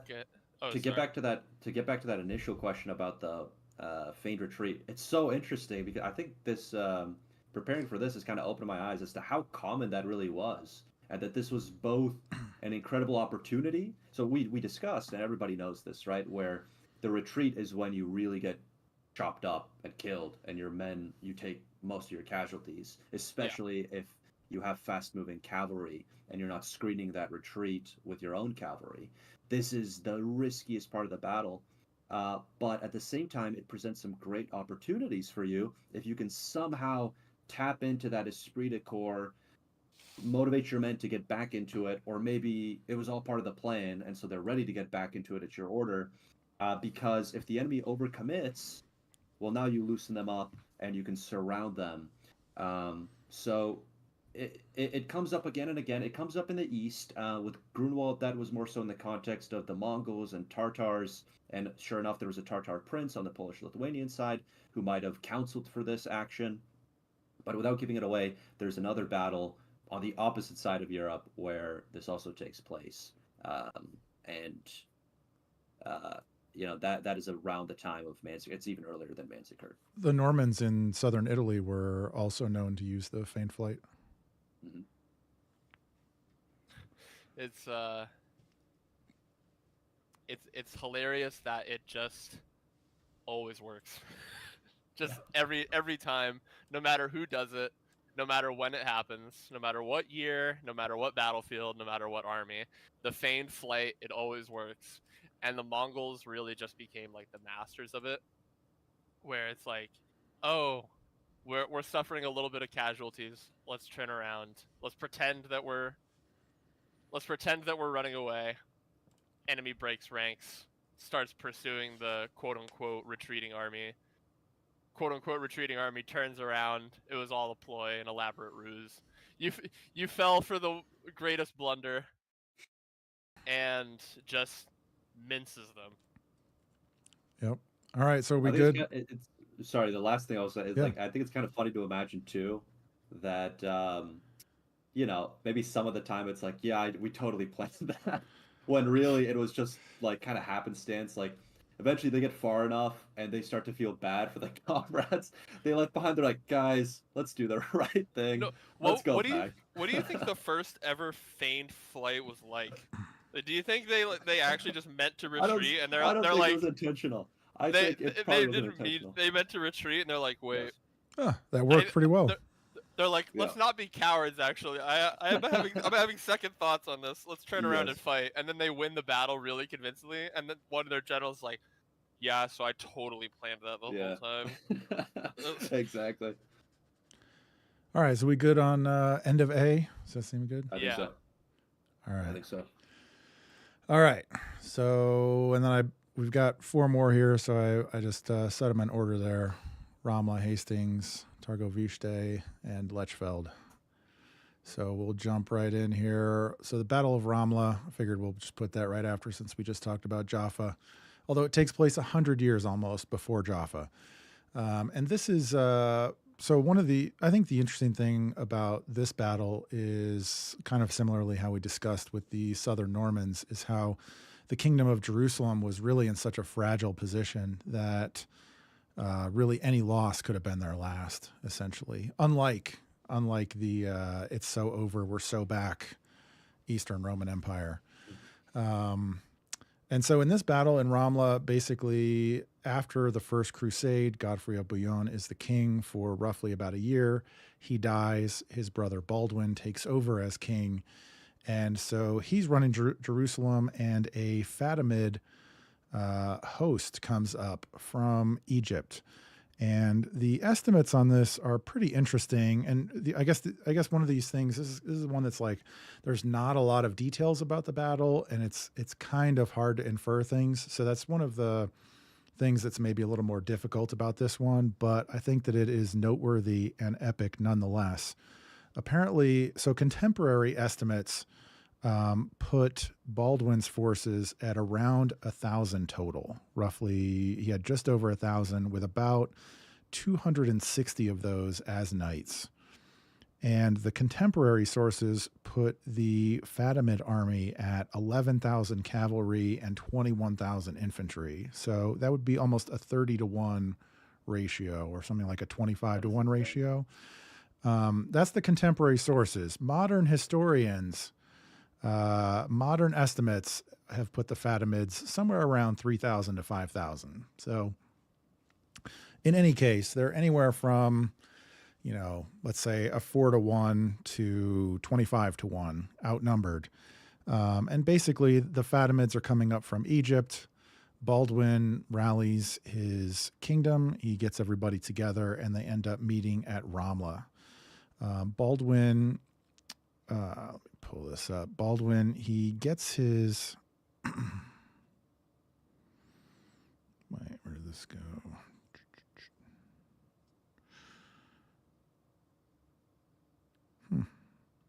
Oh yeah, okay. So Baldwin gets his he gets his army together. He divides it into 6 divisions, and he gives them a speech where he says, "Come then, soldiers of Christ, be of good cheer and fear nothing. Conduct yourselves manfully, and you shall be mighty in this battle." And so then he basically, the first 2 divisions of his 6 divisions go out to attack the Fatimids and are completely destroyed. And then at that point, some of the Fatimid army, the cavalry, actually came around to attack the rear of the Christian army. And I don't really understand, but and I should say the main source of this is Fulcher of Chartres, who's one of the main sort of contemporary chroniclers, and that's one of the real only sources that we have for this. And he was actually at the battle, but we really only have, as far as I know, his account.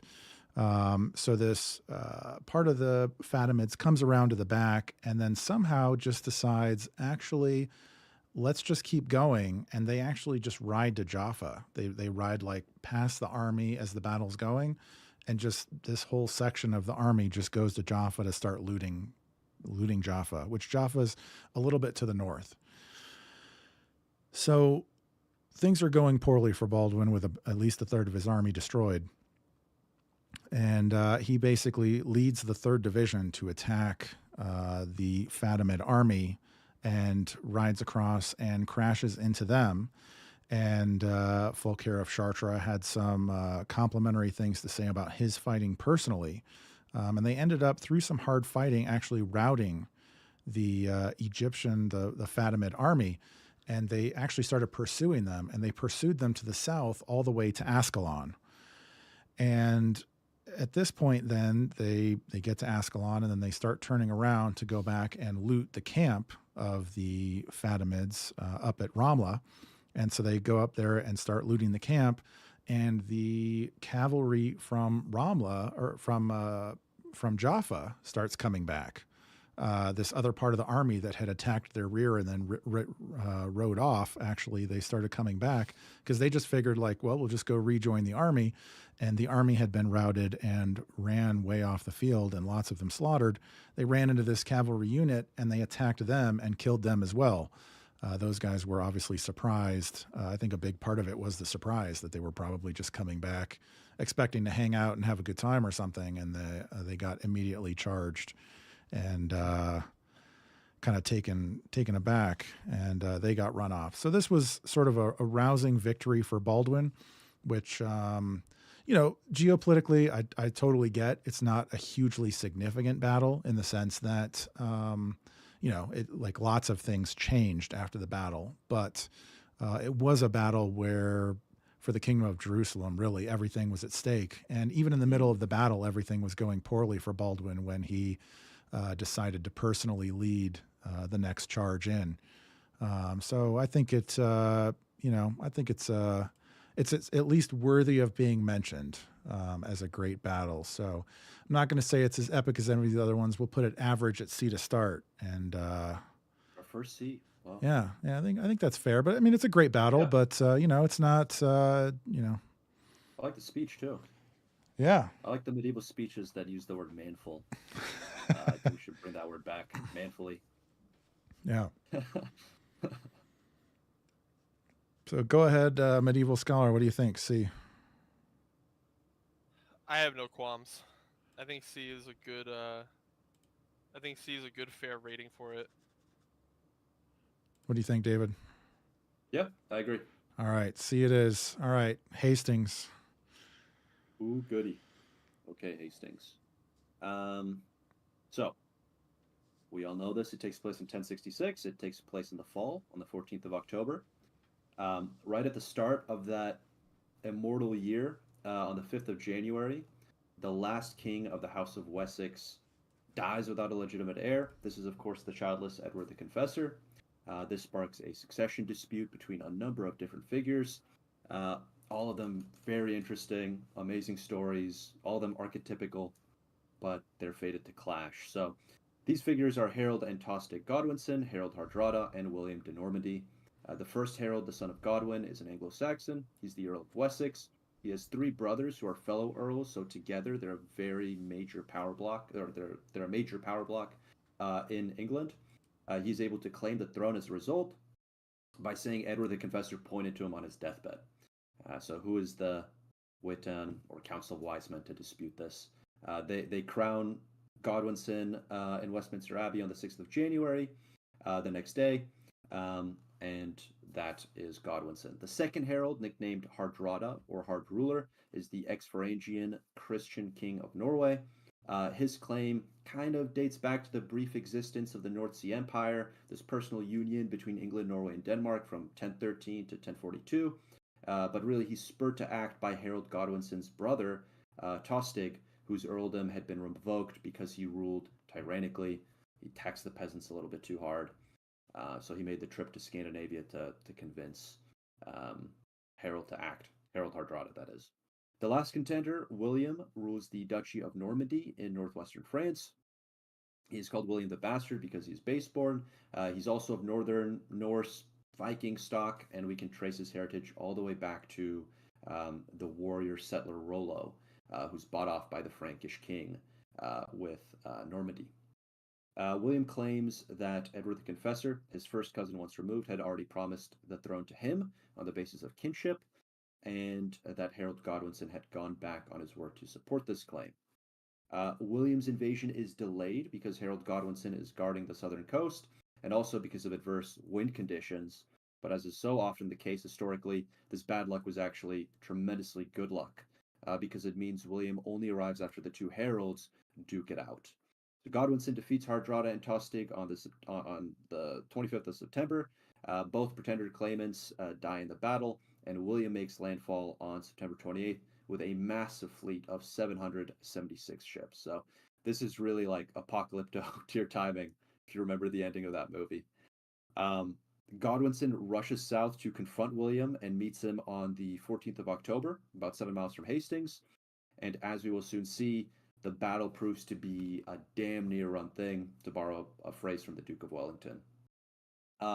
Troop counts vary drastically, but average out at roughly 8,000 men each.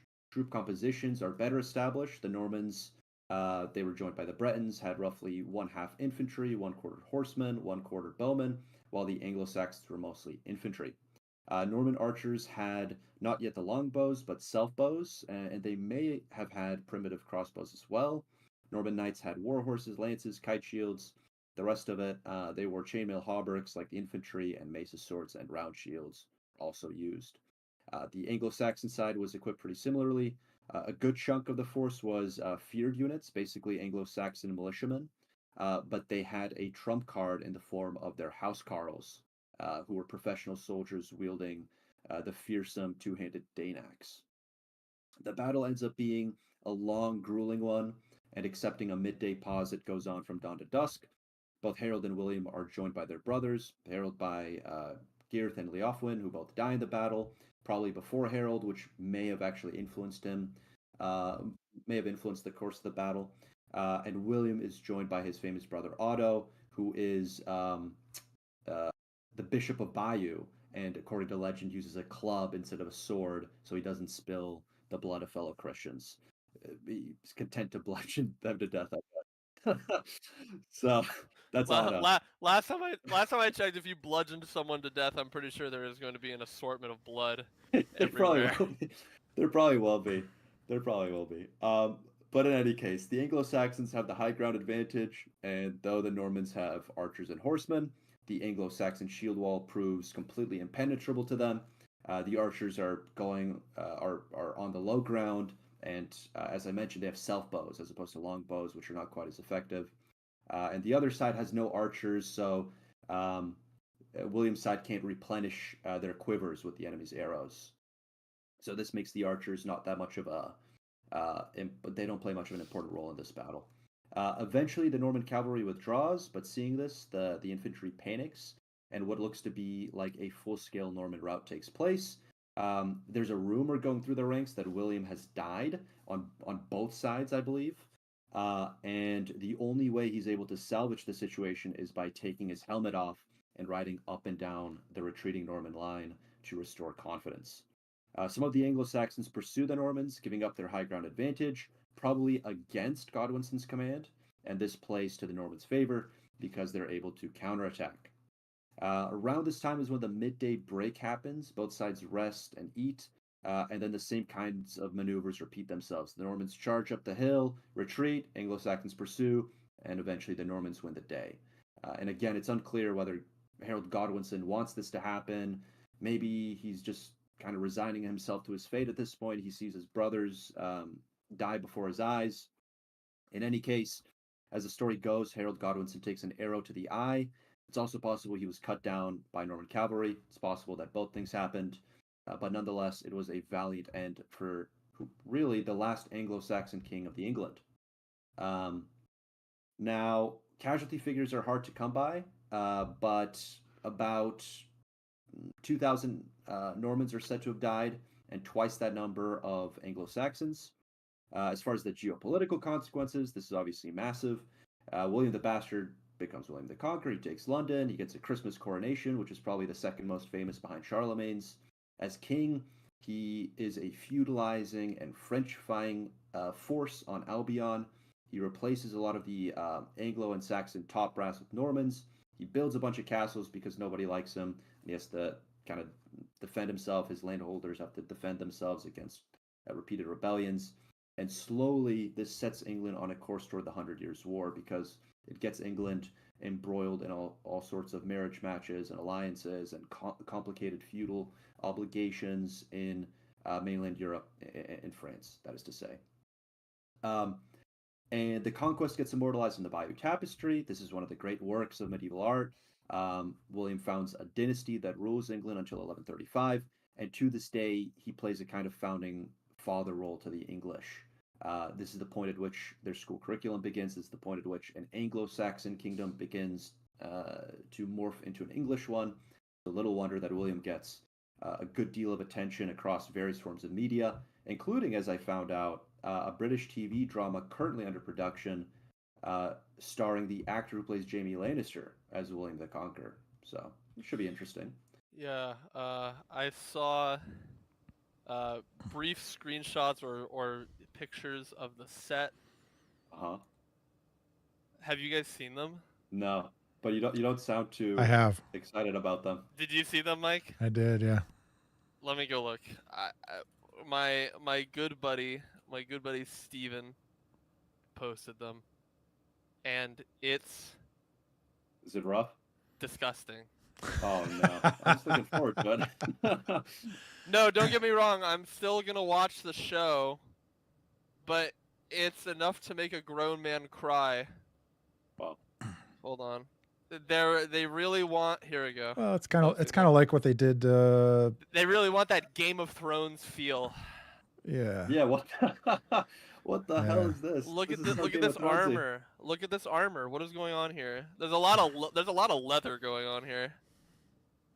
I'm really into the poorly fitting helmet with the chainmail and the That's Party terrible. City crown. The helmet is terrible.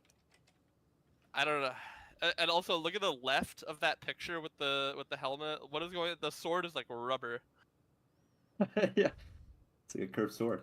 Yeah, it's one of the Normans brought a scimitar with him. Amazing. What's the name of that show called? I think it's called King and Conqueror or something like that. They're making it. Yeah, King and Conquer, exactly. Upcoming historical TV drama series for BBC Studios. Oh, there we go. Yeah. Yeah, this is what. Starring James Norton as Harold Godwinson and Nikolai Coster-Waldau as William the Conqueror. I think I saw somewhere that it's like 8 parts. I'm not sure, like 8-episode miniseries type of deal. I would hope that Harold Hardrada is included. But I hope, yeah. You know, I want to see the Berserker on Stamford Bridge in TV version. That'd be cool. You know, I gotta say, like historical accuracy, like that kind of stuff, I understand it. You know, I'm not saying that I'm like for it, but it doesn't really bother me that much because I understand that they have to make sort of like theatrical considerations. You know how every depiction of these guys always has a picture of their face, and they're always wearing some sort of helmet that like goes around their face, so you can see them. They gotta show the face. Right. They gotta show the hot actor. Right. You know. Yeah, Jaime Lannister, right? Right. So I understand that kind of stuff. Or like with the king, like with. That's why we're not seeing King Henry V wearing his actual armor, wearing a helmet, you know, all that stuff. Yeah. You got the girls. The girls want to see Timothy Chalamet's face. So, I mean, like, I'm glad the show's being made because the story gets told, so that more people are exposed to it. Yeah. But. Well, what you can't get wrong is the authenticity. Like you don't have to be accurate, but you need to be authentic to the history. So if you show the guy's face, fine. But you need to they can't be acting like people from today. I mean, at least we don't see William the Conqueror wearing like Gothic plate armor. Yeah, Yeah. I think It could be so much worse. I think that's the thing that gets me in a lot of these different shows. Like that's for Kingdom of Heaven is like an emblematic example of this, where it's like it's sort of like against the spirit of the history, where you're sort of like, you know, inverting all of these types of things. Like It's trying to like skew your views. yeah, it tries to skew the perception of all the different history. And so like the, you know, the actual like costumes or things like that, like, you know, I get it. It's a theatrical production, but like when you're sort of like, you know, I'm the narrative guy, right? Like when you're sort of like messing with sort of like the spirit of the narrative, that's where exactly. that's where I really get bothered. That makes sense. Exactly. That was my problem with Kingdom of Heaven, even though I love the movie from a viewer perspective. My biggest problem with it was the fact that pretty much from the get-go, it's trying to portray the Crusades and the Crusaders as just abominable, irredeemable monsters who very are black just and white. Right. very black and white. They're trying to make murderous conqueror, just evil people. When in reality, the Crusades are one of the most nuanced things that you can talk about, because there are so many reasons, justifications, motivations, all these things for either side of the conflict, that, you know, these things are happening for various reasons. It's not just, oh, we're good guys, they're bad guys. That's why it happened. Yep. So Tim says in the comments here, Todd of Todd's Workshop explains why Hollywood does that. 99% of people who watch that show will expect to see that crappy armor, but we need to change that by educating the masses, he says. That's a very good comment. And yeah, sorry, I didn't mean to derail us too much with the Crusades. Where are we putting Hastings? What's your estimation, David?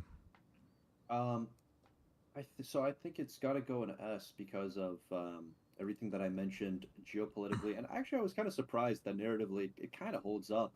This famed retreat is very, it seems to me, like not intentionally feigned. So it goes back to our discussion there.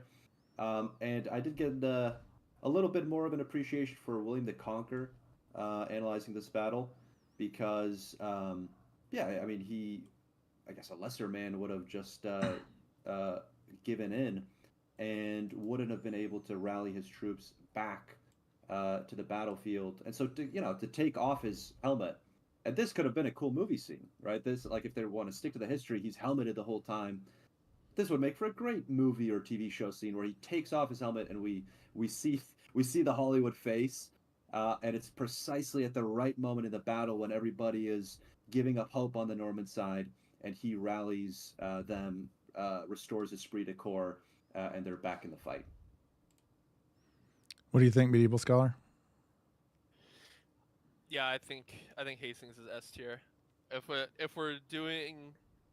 we take David's perspective of the geopolitical thing, I mentioned this when we talked about like kings and we were talking about William the Conqueror. Medieval Europe and the world and England as we know it today is not the way it is without Hastings. So yeah, I remember that. Everything is like Hastings kind of like lit the fuse for everything to happen the way it did. So Hastings is kind of like at the start of like a relay race, like that like start gun.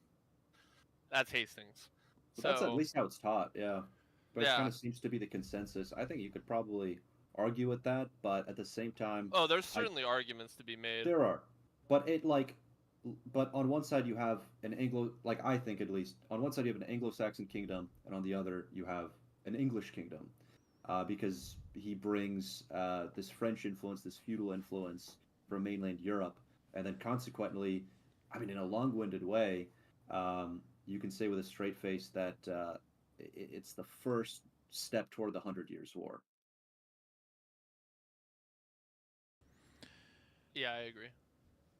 All right. Well, we already talked about my opinion of William the Conqueror in the last stream, so Well, I'll let you guys decide. You know, if you want to put it at the end of wins S, one battle, builds some castles, gets Yeah. fat, does nothing, dies. Yeah. What was his problem? Yeah. What's his? I don't know. Yeah. Yeah, he had Look, some rebellions too. he He had- had to he put had- down some rebellions. He had 9 months to prepare for this battle. Okay, he's got 9 months, and the opposing army is exhausted, and they just fought a battle, and they race down there, and then it still takes him like, you know, all day, and basically sort of like barely getting fortunate that Harold Godwinson gets shot in the face with an arrow. You know, I mean, it's just, Yeah, honestly, if he doesn't die, it might go the other way.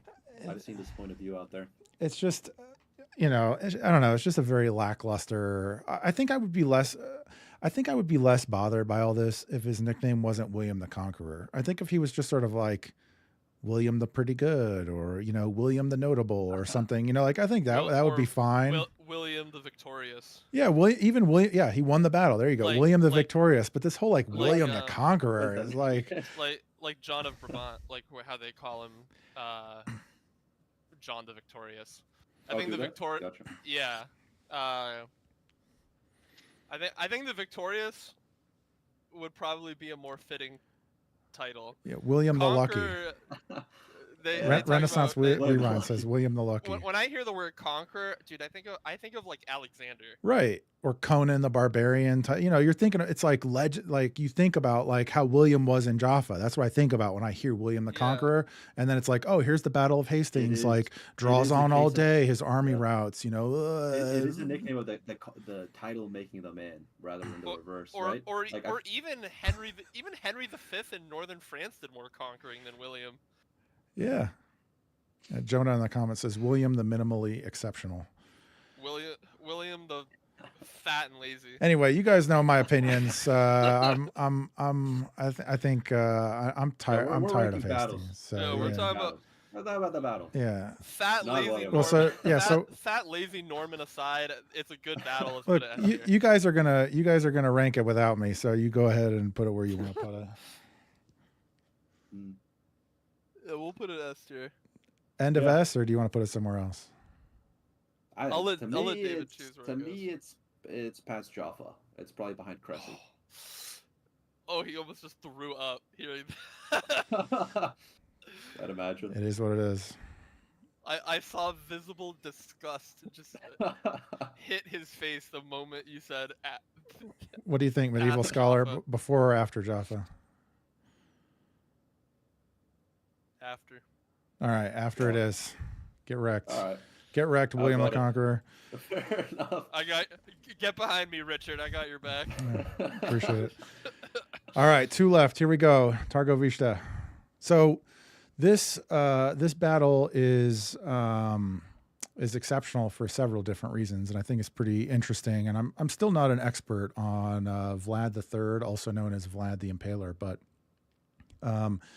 he had he grew up somewhat in I believe for at least part of his childhood he grew up in as a prisoner basically of the Ottoman Empire, sort of slated to be a janissary, but he sort of never really converted. It never really worked out for him. Things didn't go that well, and he ended up coming back to Wallachia and sort of reestablishing himself in the family line to take control. But all of this is notable because... Sorry to interject. Yeah. I didn't know about the janissary part. But he wasn't forced to become a eunuch. No, I don't believe so. That's my understanding of it. Yeah, that he's not. Contemporary sources say, now granted it could be biased because I'm pretty sure they're Ottoman sources, but they did say that him and his brother were treated very well by the Ottomans. Okay. They were, even though they were technically prisoners, they were treated respectfully and with care.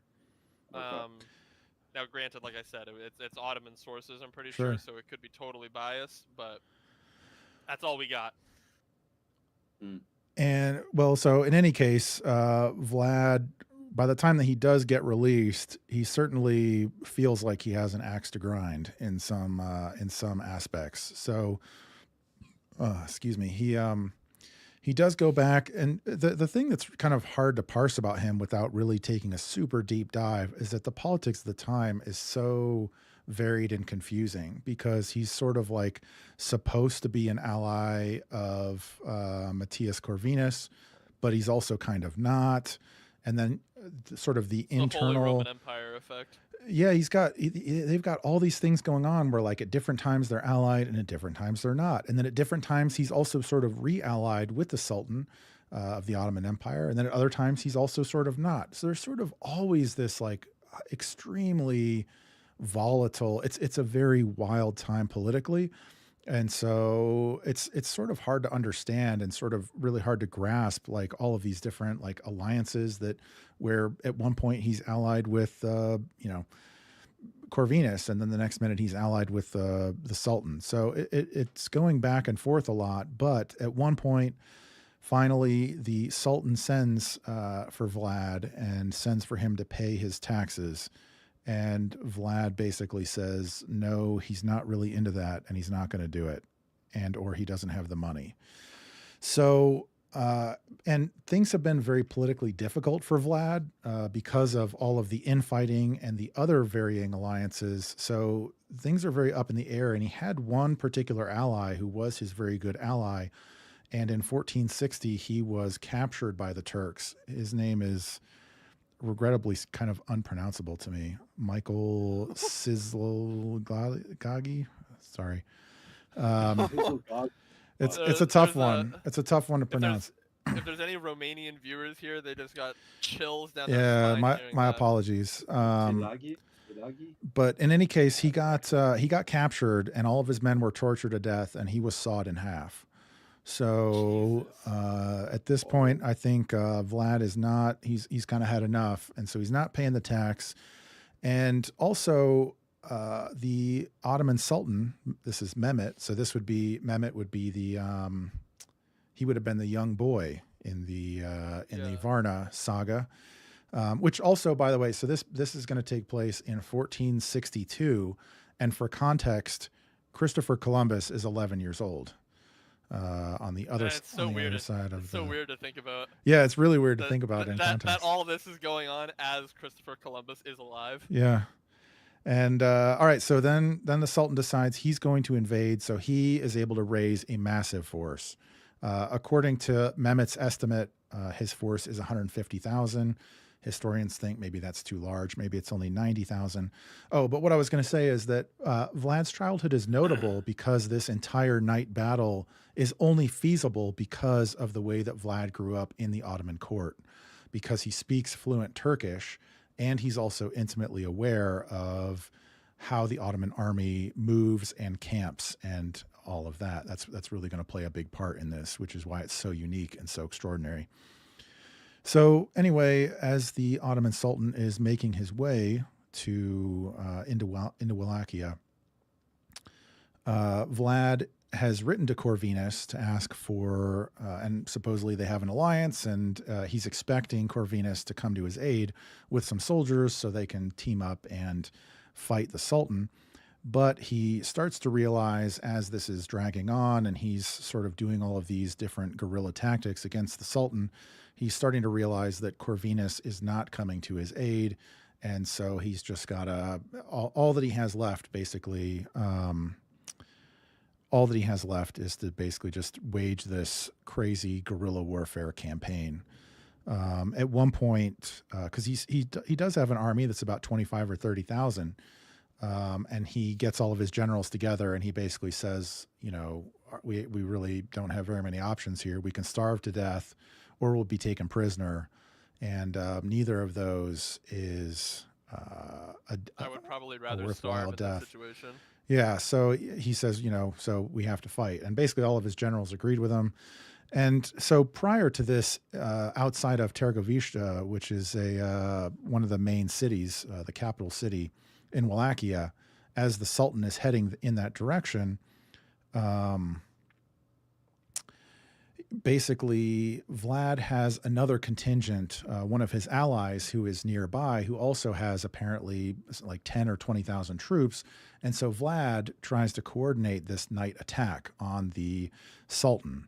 The idea being is that they can ride into the Sultan's camp and hopefully kill the Sultan in the middle of the night, which would then obviously, cause the army to disperse or go back home or whatever is the case. So Vlad coordinates this. Now, the thing about this is not just sort of like you're riding into the camp. You have to think about, if let's say it's 100,000 or whatever, 150,000, the camp size is massive. So by the time that this raid begins, Vlad is starting and riding into the camp, riding, around the outside where he can get into the middle of the camp. It actually takes him 4 hours to ride from when he first gets there to actually where is like in depth into the middle of the camp. And so he's able to do this in part because he speaks fluent Turkish. So when he's encountered by the guards, he knows what to say, and he speaks it in such a way and has his cavalry with him, and they're riding in to where at first everybody thinks like, oh, this is another contingent of the army coming in, or this is, some sort of reinforcement or whatever, because Vlad is able to speak to them as a Turk, basically. The other thing is that because of his experience with the Ottoman army and growing up in the court, he knows the layout of the land. He understands how the Ottoman army camps. And so he's able to navigate, think about a 4-hour ride through this camp. He's able to navigate all the way to where he knows how to get to the Sultan in the middle of the night in dark. So he rides through, and at a certain point, the guards do get alerted. And so the alarm is going through, is sort of coming through the camp at the same time as Vlad is coming through the camp from sort of like in an outside position. Vlad is supposed to meet his other commander at a certain point in time. And so he's riding and he turns into the middle of the camp, and unfortunately the alarm is starting to go off. They're riding through, and they're cutting people down. They're cutting the tent ropes as they're going through. It's starting to become pandemonium as they get towards the middle where the Sultan is at, and the Janissaries wake up, and because they are obviously professionals and some of the best, they're able to start forming up, and they're able to sort of form a line in front of the Sultan's tent to repel Vlad. And as the alarm is going through, the Sultan's forces and the camp is starting to wake up, and Vlad's forces have pushed in, and now they're stopped short of the Sultan, just outside of that area in the middle of the camp. And Vlad's compatriot is not arriving with his additional 5 or 10 or 20,000 men. So things start closing in on Vlad. He's not able to get there, but he decides that since the other guy didn't come that way, it's probably still safe for them to escape. And so they do. They turn in that direction from where the other guy was supposed to be coming from, and they are able to escape. This battle, sources claim that about 5,000 of Vlad's troops died, but about 15,000 Ottomans died. And but a bigger part of that was that it was very demoralizing for the Ottoman forces, and that this night raid happened right before they got to the capital city, and then right outside of which was the over 20,000 impaled Turks on the sort of the forest of impaled people. So this raid, combined with the scorched earth, the other constant raids, and the forest of impaled victims, made Mehmet decide that perhaps he had had enough, and he did end up turning around. So the battle's not hugely consequential, but I would say that it's an incredible act of bravery, and extremely unique for the time, being able to make this huge night raid where you're riding hours into the enemy camp, almost able to, attack and kill the enemy commander, really only because he knows the lay of the land and because he speaks fluent Turkish. So anyway, it's, not insane, but I'll put it just ahead of Ramla. We'll put it at C tier. Oh, really? It makes me wonder how all of that would have gone if Vlad actually had like the full backing of Corvinus and the Holy Roman Empire. That's like a crazy like alternate history. What if? Because because remember how Sigismund and the Holy Roman Empire wanted to do the whole crusade on Nicopolis and all that stuff against the Ottomans to stop their incursion into Europe, and obviously we know how Nicopolis goes. But it makes me wonder how it would have gone if the Holy Roman Empire had just decided to help Vlad and kind of just put a stop to the Ottoman threat before it even really becomes a full threat to the rest of Europe. It's sort of a testament to the volatility of the politics at the time, because you'd think there would be a lot more unity around this issue. Like you'd think that they would sort of be like, common enemy. Yeah, like, you know, and not even like an unknown one. I mean, at that point, I think the Ottomans were a pretty known quantity. They had already taken Everyone Constantinople. Knew how dangerous yeah, they were very formidable. So you'd think that that would be, I don't know, a little more straightforward than it appeared to be. Holy Roman Empire, my favorite little disaster child. Is it Their possible politics that are such a mess? like they like Nicopolis had already happened, Varna had already happened before this, so they're like, we don't know about third time. I don't know if that's the maybe they just didn't want to try again. But yeah. I do think if they did try again, that third time would have been the charm. With Vlad, who knows, right? Dude, Vlad was an actual psychopath. I saw someone one time say on X or Twitter, whatever you want to call it. I saw someone say that Vlad is like the medieval Paul Atreides, where his father's assassinated. It's not bad. And his father's assassinated, and he grows up, and he just goes bonkers on this wrathful crusade against against an enemy that wants to just destroy him and everything that he holds dear. And Night Raid on Targovista is, and also just the Forest of Impaled People is a testament to how, for lack of a better word, dedicated Vlad was to just obliterating. Yeah, I think that's just, you know, a feature of warfare, is that in a way you have to be able to sort of meet your enemy, you know, or exceed them in terms of brutality. And he played to win. And yeah, but the thing about him is that he was never able to raise the forces to actually just meet them on the field of battle. So he just did what, you know, he did whatever he had to do warfare. Otherwise. Yeah, he just, you know, so and psychological. He's partly it's just like he's driven by revenge, right? Yeah, he's literally he woke up every day with fresh hatred. Okay. It seems like he's like a Tarantino character. No, literally. Yeah. There's a reason why he's like the direct inspiration for Count Dracula. Yeah. He's a complete madman, but in the coolest Honestly, you could just possible. tell the story though, like leave the Dracula. Leave the vampire stuff at the door. Yeah. Just tell the story. Right. Honestly. Yeah. Well, there is like myth or legend or whatever you want to say of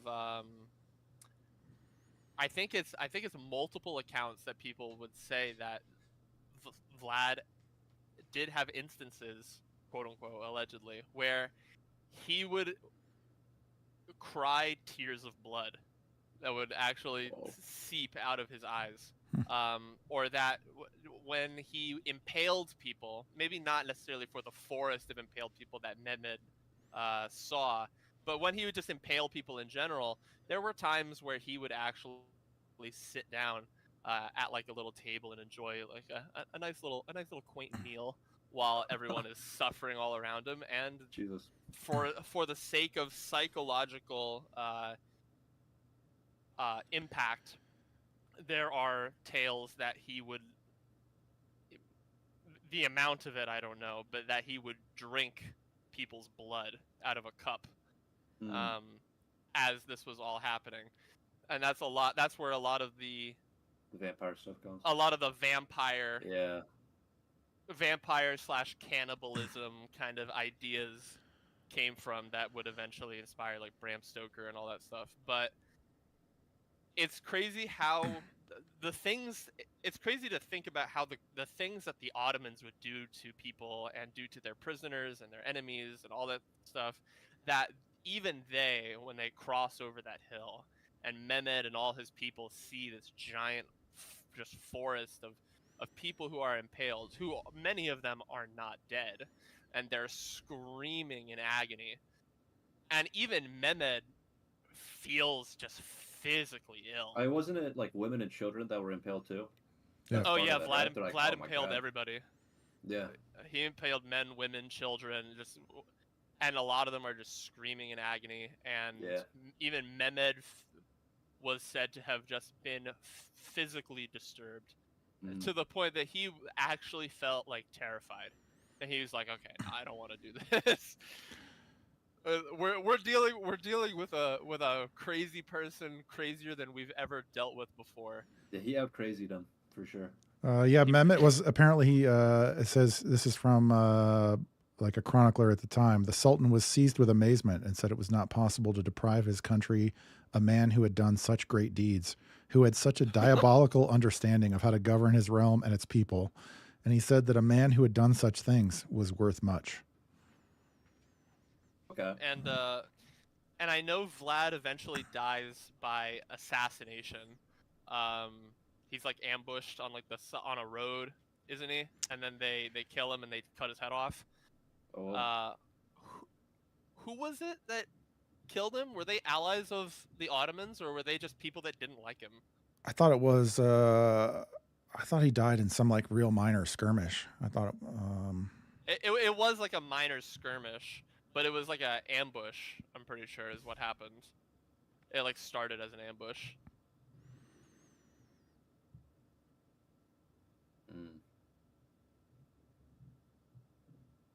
It seems. Yeah, he had some army of about 2,000. He was cornered and destroyed by a Turkish Basarab force of 4,000. The exact circumstances are unclear. But somebody says a disguised Turkish assassin murdered him in his camp. Somebody else claims that he was mistaken for a Turk by his own troops during the battle, causing them to attack and kill him. And somebody else said that that's possible because he often disguised himself as a Turkish soldier as part of military ruses. So it seems like it's kind of unclear.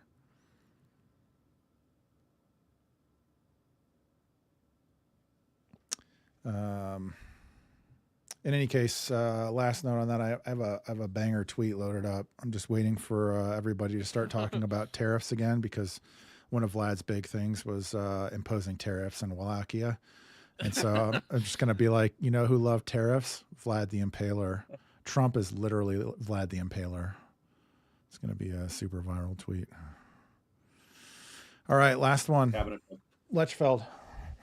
Okay, so Lechfeld is fought from the 10th to the 12th of August, 955, and this is the battle that makes Otto the Great great. Otto is the king of Germany in the 10th century. He is, as I said in the last podcast, basically the Alexander the Great to his father Henry the Fowler's Philip of Macedon. But instead of Persians, he's dealing with the nomadic Hungarians or Magyars. Very different type of enemy, obviously. But you'll see why I make that comparison a little bit later. So the Hungarians had been terrorizing Germany and even Europe more broadly for decades, until Otto's father Henry builds a bunch of forts and fends them off. So I mean, this is basically why I make the comparison. Instead of an instrument for offensive capability, Henry the Fowler leaves his son an instrument for defensive capability, and that will really, really pay off with Lechfeld. And so it wouldn't have been nearly as much of a victory had it not been for Henry the Fowler. Just a tidbit about the names, in case anyone's curious. Magyar or Stag is more or less what the Hungarians call their country today. I probably butchered that pronunciation, but they call themselves Magyars. So Hungary actually comes from the name of their confederation at this time, On Ogur, which means 10 arrows or 10 tribes.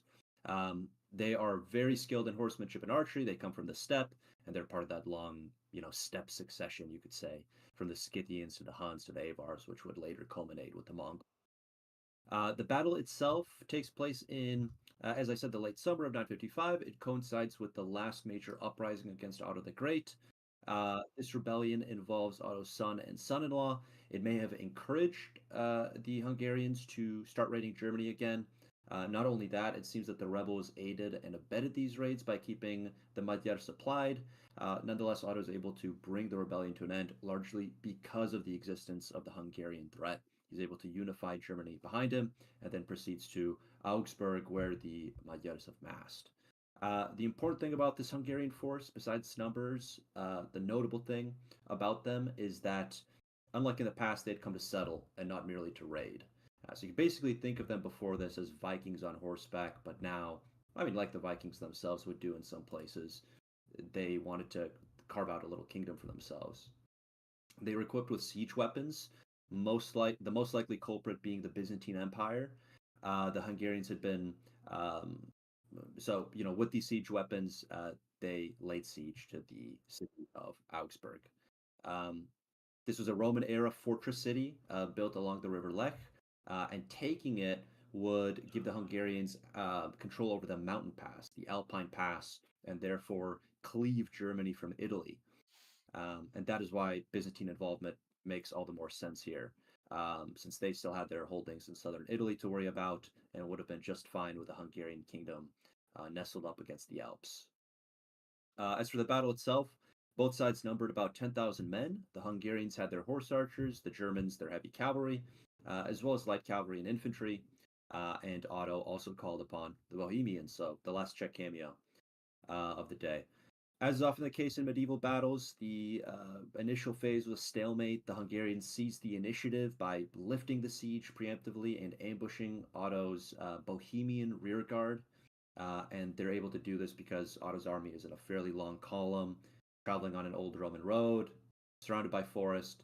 But this is where the Hungarians make their first mistake, it seems, because the Hungarians who capture the baggage train get a little greedy. They don't pursue the rest of the army. They start looting the baggage train, and only to then get counterattacked by a heavy cavalry detachment under Conrad the Red, who is none other than Otto's rebellious son-in-law.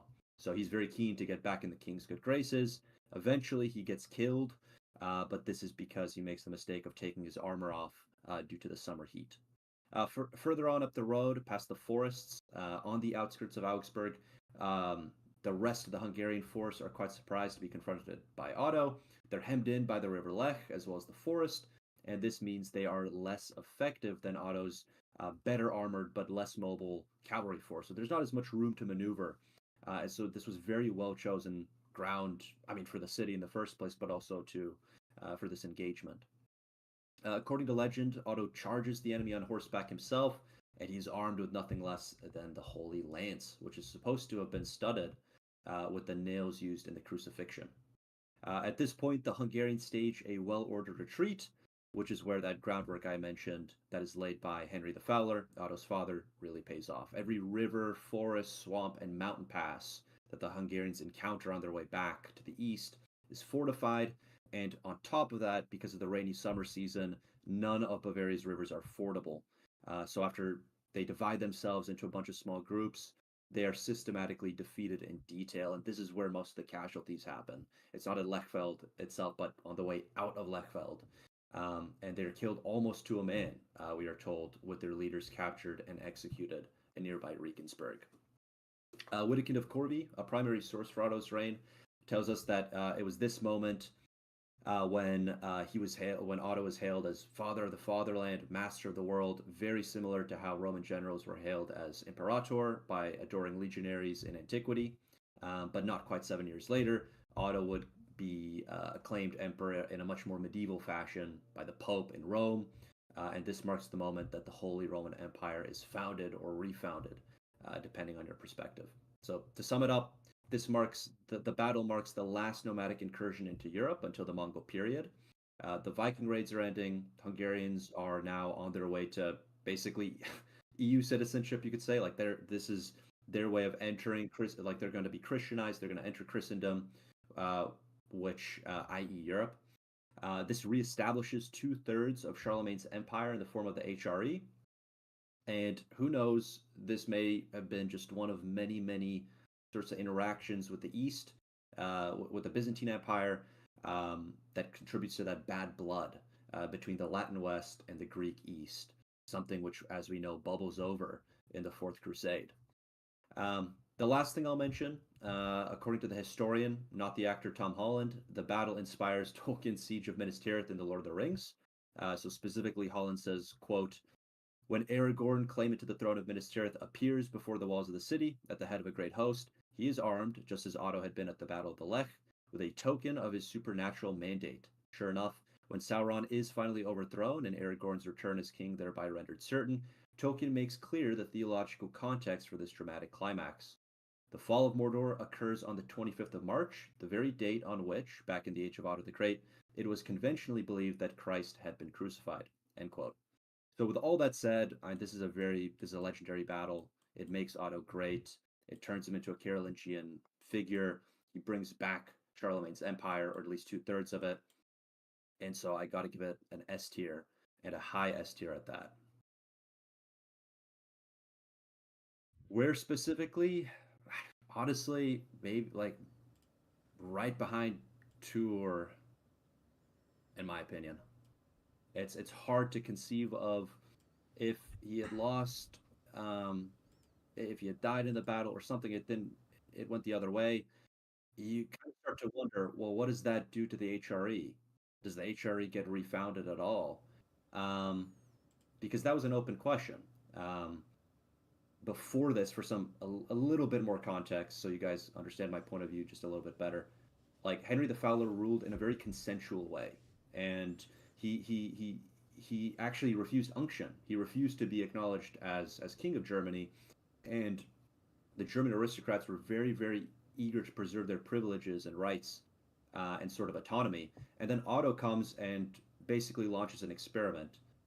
He's opposed like right away, and he makes it clear he wants to rule in a much more centralized way. And then he faces two massive rebellions that he puts down. The second of which, as I mentioned, is put down only because, or it is brought to an end because of Lechfeld. And so it's an open question about the HR. It's even an open question about the Kingdom of Germany. And so if Otto, for some reason, the battle doesn't go his way, you start to wonder, what does that do to Germany? What does that do to the Holy Roman Empire? What does it look like with an Alpine Hungarian kingdom? It's just such an interesting question. What do you think, Medieval Scholar? I am led to agree with David's opinion and David's rating. Personally, if I'm witnessing someone cavalry charge at me with the Holy Lance, I am led to believe that they are absolutely chosen by God to be everything that they are. Obviously, like you said, it segues us into creating the Holy Roman Empire that exists and becomes what we know it as now. It's what makes Otto the Great, and it's a pivotal moment for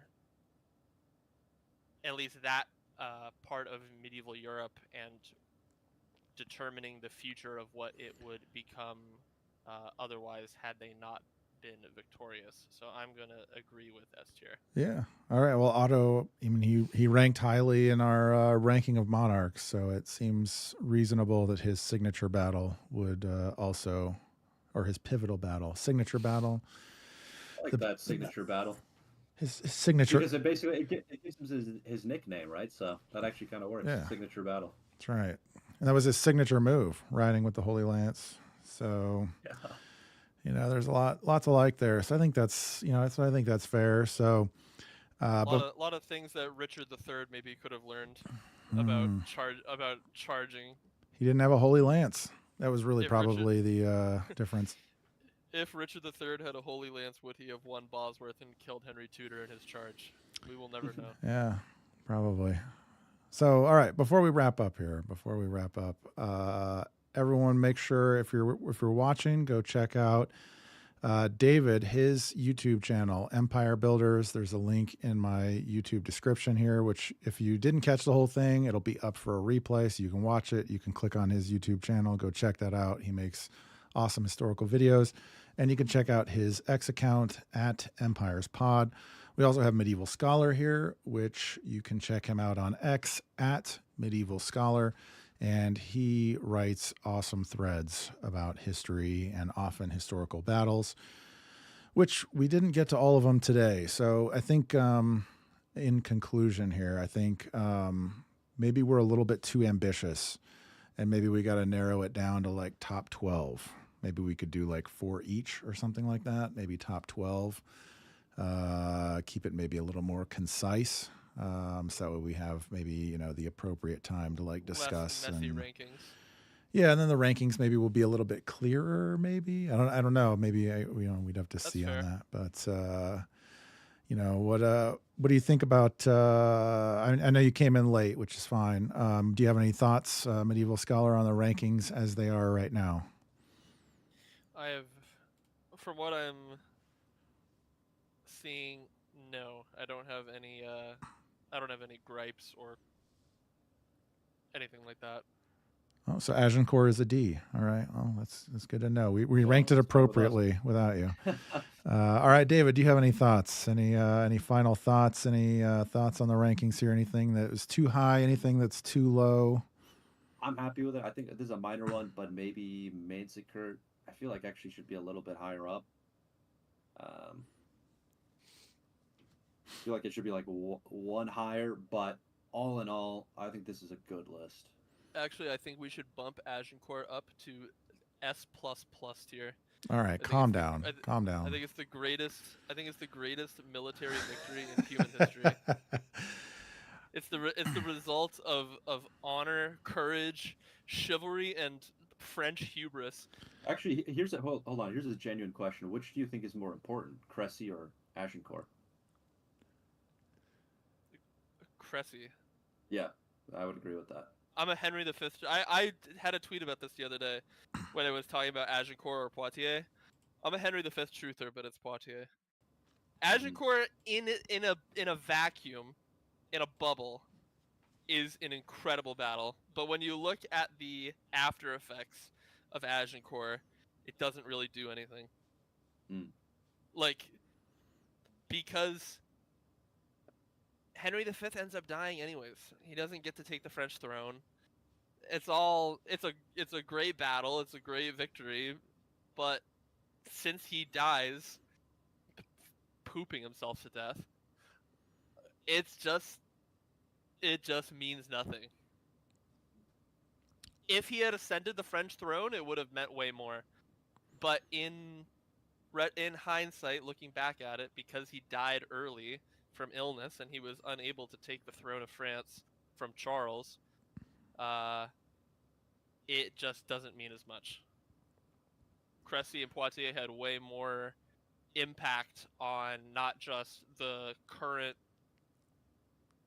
sphere, but also what would come after, decades, years after, decades after, etc. And surely, King Hal's band of brothers is thinking about the guys at Cressy, right? Like, if they did it, maybe we can do it too, right? Yeah. Like I said, if we're just looking at nothing else aside from just the battle, Agincourt is amazing. It's a great example of tactics and using the one of the coolest things is using the environment to your advantage. Being aware of the rain and the freshly tilled field, the freshly plowed fields and the muddy quagmire that the fields at Agincourt would become, and knowing that, oh well, let's just fight the heavily armored French mounted knights in the mud. They're just gonna slip. They're gonna fall. It's gonna be impossible for them to fight. Yeah. and they use it to their advantage. And sure enough, the French fall for it. They charge into the English, and they just get absolutely pelted by the longbow. And then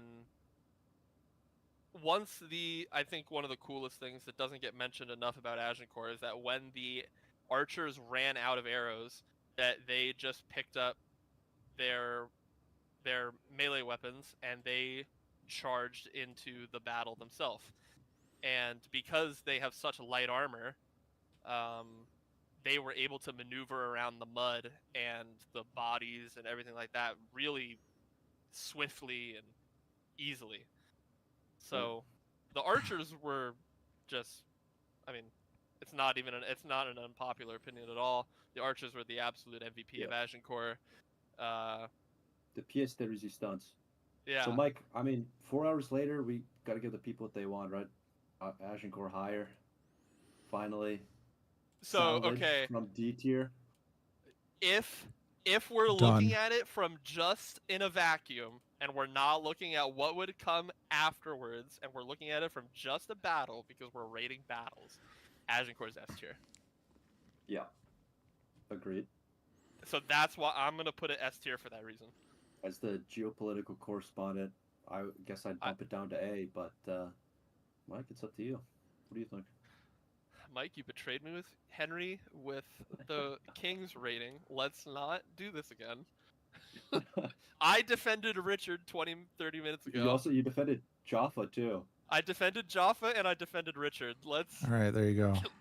Actually, wait, hold on. Okay, there you go. See Philip II. This is what happens when you defend your allies.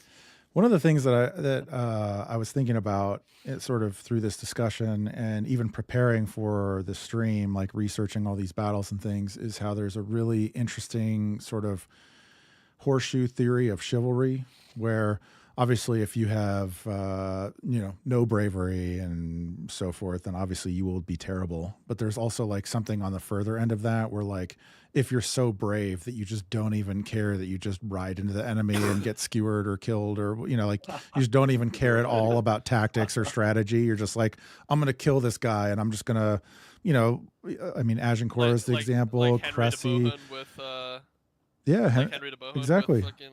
Well, but and the interesting thing, right? So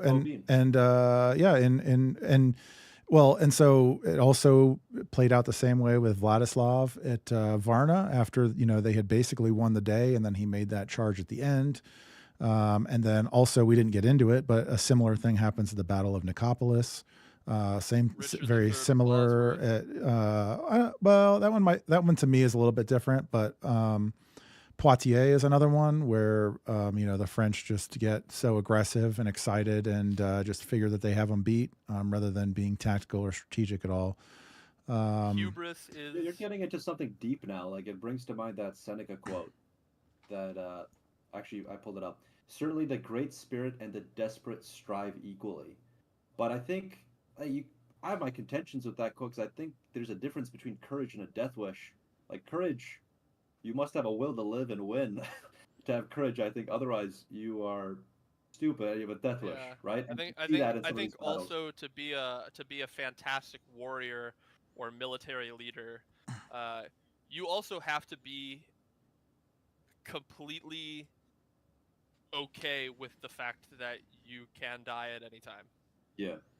Geoffroy de Charny talks about that in his Knight's Own Book of Chivalry.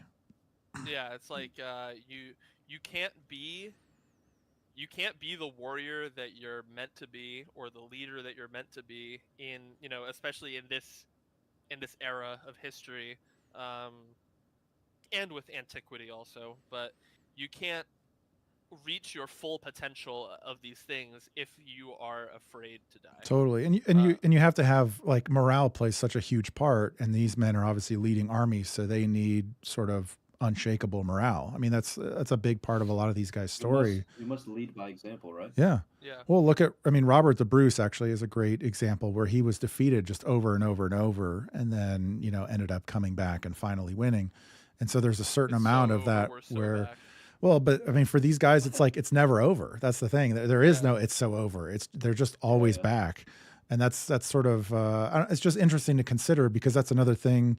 Like I think a certain amount of these battles, like I said, Poitiers, Nicopolis, Crécy, Agincourt. There's just even Varna. This sort of maybe too valiant aspect to it, or whatever, the sort of disregarding the tactics. And then you look at some of these other battles like Tours or Bouvines where they weren't behaving like that, and it ended up being essentially like a great victory. Is just sort of interesting to consider. Like that, it's like an all in moderation kind of thing, where it's like there's nothing wrong with being like exceptionally chivalrous and honorable and all these things, and very not self-centered, but very obsessive over your image, while also moderating it and knowing when to really like rein it in, so you don't basically look like a suicidal maniac when you're. It's like the French versus the English. Like I'm just thinking that hearing you guys talk. Right? I mean, like for Mike, it's like the perfect example is Bayard, where it's like a warrior of such high chivalry, but he keeps it in such a measured level that he isn't a like just suicidal idiot who gets himself killed because he wants to do something heroic. I don't. The meek shall inherit the earth, but like meek once meaning something a little bit different from what it is today, right? Yeah. Like you have the capacity for strength, but you keep it sheathed. Well, who knows? Maybe Bayard was a suicidal maniac, and he just had the mandate of heaven to survive so long. Well, to be clear, I'm not trying to tone police chivalry, and I understand it. I'm just saying it's an interesting observation. Oh no, I totally know what you're trying to say. And, I think it's a fair assumption. And a big part of it that's really interesting too, like in the case of Vladislav versus Sancho the Seventh. It works if you don't die, basically, right? Like if Vladislav had killed the Sultan and won the battle, then we obviously would be talking about that very differently. We'd be saying, wow, that dude was a hero and it was epic. And I mean, he came within 50 feet or 100 feet or something, of accomplishing that goal. So, or if the French and the Holy Roman Empire actually somehow managed to win at Nicopolis, then we would also be talking about that in a totally different way. That's one of the things that is it's sort of I guess it's easy to like Monday morning quarterback that and sort of say like like armchair analyst, right, it didn't work out, awesome. But that's why I'm trying to be clear that like I'm not sort of like necessarily putting a negative value judgment on that, because part of that is like in the recipe for success, and it's difficult to it's impossible to know in the moment if that part of the recipe is going to be successful or not. But it's just an interesting observation how that's sort of on the further end of the horseshoe seems to have contributed to defeat in so many notable instances. Yeah, it's like just being. I think the perfect word is just hubris. Like you're very overconfident. You just look down on your enemy so much that you're just like, okay, this is going to be an absolute effortless win, and there's no reason for us to even like care. Let's just be as egotistical as possible. That's why the French lost so pitifully at Agincourt. That's why God love them. That's why the Teutonic Knights got trounced at Grunwald. Is because of hubris. It's a fine line. Yeah, you have to. If you go too far in one direction, then you get negative effects, and that's what happens for me with both those examples. Is they look at, like for the Teutonic Knights, they look at the Lithuanians and Poles and all their allies as like these. They're weak. They're pathetic. They're heretical. We're gonna crush them. We're gonna convert them. Blah blah blah blah. We're gonna subjugate them. They're gonna be under our thumb, and then they just get pile drive. They just get socked. But I mean, it worked fine, right? Like that aristocratic sense of chivalry and honor, and okay, I'm just the best, right? Ego. Yeah. Like it worked. throughout from the There's Bronze Age to the Middle Ages. But then I think what changed the game was just technology. Like the longbow is a good example of this, and then obviously gunpowder, and the yeah, rest is modernity. Like that changed the game. it's and it's when reading about medieval history, there really is, to me at least, there is no group of people that had more of a chivalric, pompous, uh, look down upon the attitude more than the mounted French knights. Yes. They really did just kind of, in many situations, just really look at everyone else as kind of like ants under their boots. And that's how they viewed the English in Agincourt, and they're like, oh, we're just gonna absolutely crush them. We're gonna they partied the night before. They're having nice meals and drinking, and they're having fun because they're like, oh, dude, tomorrow we're gonna destroy the English. There's no reason to care. Let's just have fun. And then they go into battle the next day and they lose a good portion of their nobility. And so that's why you should, no matter the moral of the story is, no matter what situation you're in, no matter quote unquote how better you are, you should always respect your enemy and take their potential skill into account in some way, shape, or form. Because if you don't, you might have your own little Agincourt moment. Well, I think maybe the observation that I'm going for here amongst most of these battles is that it's just such like the difference between confidence and hubris is really, you're just like walking the razor. It's a very fine line. And also the difference between the sublime and the ridiculous, as Napoleon said. There's but one step from the sublime to the ridiculous, where these suicidal charges, if they work, it's just awesome. And if they don't work, it's like, why would you do that? You have a death wish. Yeah, that's a good point, because if you look at the French charge at Agincourt, or you look at the French charge at Nicopolis, if they worked and they won, people would look at them and be like, "Wow, French genius." Actually, with Grunewald, there's an argument to be made that they should have been more impetuous. There's actually an argument to be made that they should have. So I made this point actually twice, that they should have just charged while the Poles and Lithuanians were assembling. This was a coalition army, which also you could look at. You could look to Napoleon's military career, even in the age of gunpowder, for how to deal with coalition armies. It is with impetuosity. It is with charging. And by the way, with the Napoleonic Wars, not to go all over the place, but these like sort of French chivalric ideals with the levy en masse, obviously less aristocratic, but this impetuosity, you see it, and it works. They feed themselves off the land, and they just charge, and they defeat everybody in detail. But in Grunwald, like, they should have literally just charged. The Teutons should have just charged right off the bat, and that probably would have worked. Well, because that's what the Teutonic Knights had always done for the whole Baltic Crusades, for the whole Northern Crusades of them against all of their enemies over the course of their existence. They always just mercilessly charged into their enemies and cut them down with really no care for them at all. And then you look at Grunwald, and then suddenly it's like someone, it's like there was insider betting in the Teutonic Knights camp. It's like they made a parlay about, like, oh, I'm gonna make a bet tonight for us to lose, and they just kind of let the Polish and Lithuanians form up and actually prepare themselves. And like you said, had they actually done what was very the standard for the Teutonic Knights and just charged into their enemies because they thrive off of religious zeal and hatred, they probably would have won the battle. They could have, but they were outnumbered still, so that's a little bit of an intimidating thing to do. But anyways, like, leaving Grunwald aside, the same thing plays out with the Hussite Wars. So it's not just the French, right? It's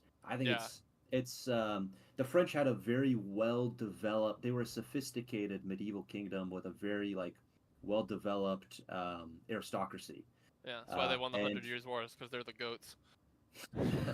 But with the Germans learned this lesson, their own aristocratic sense of chivalry, among the knights, the nobles.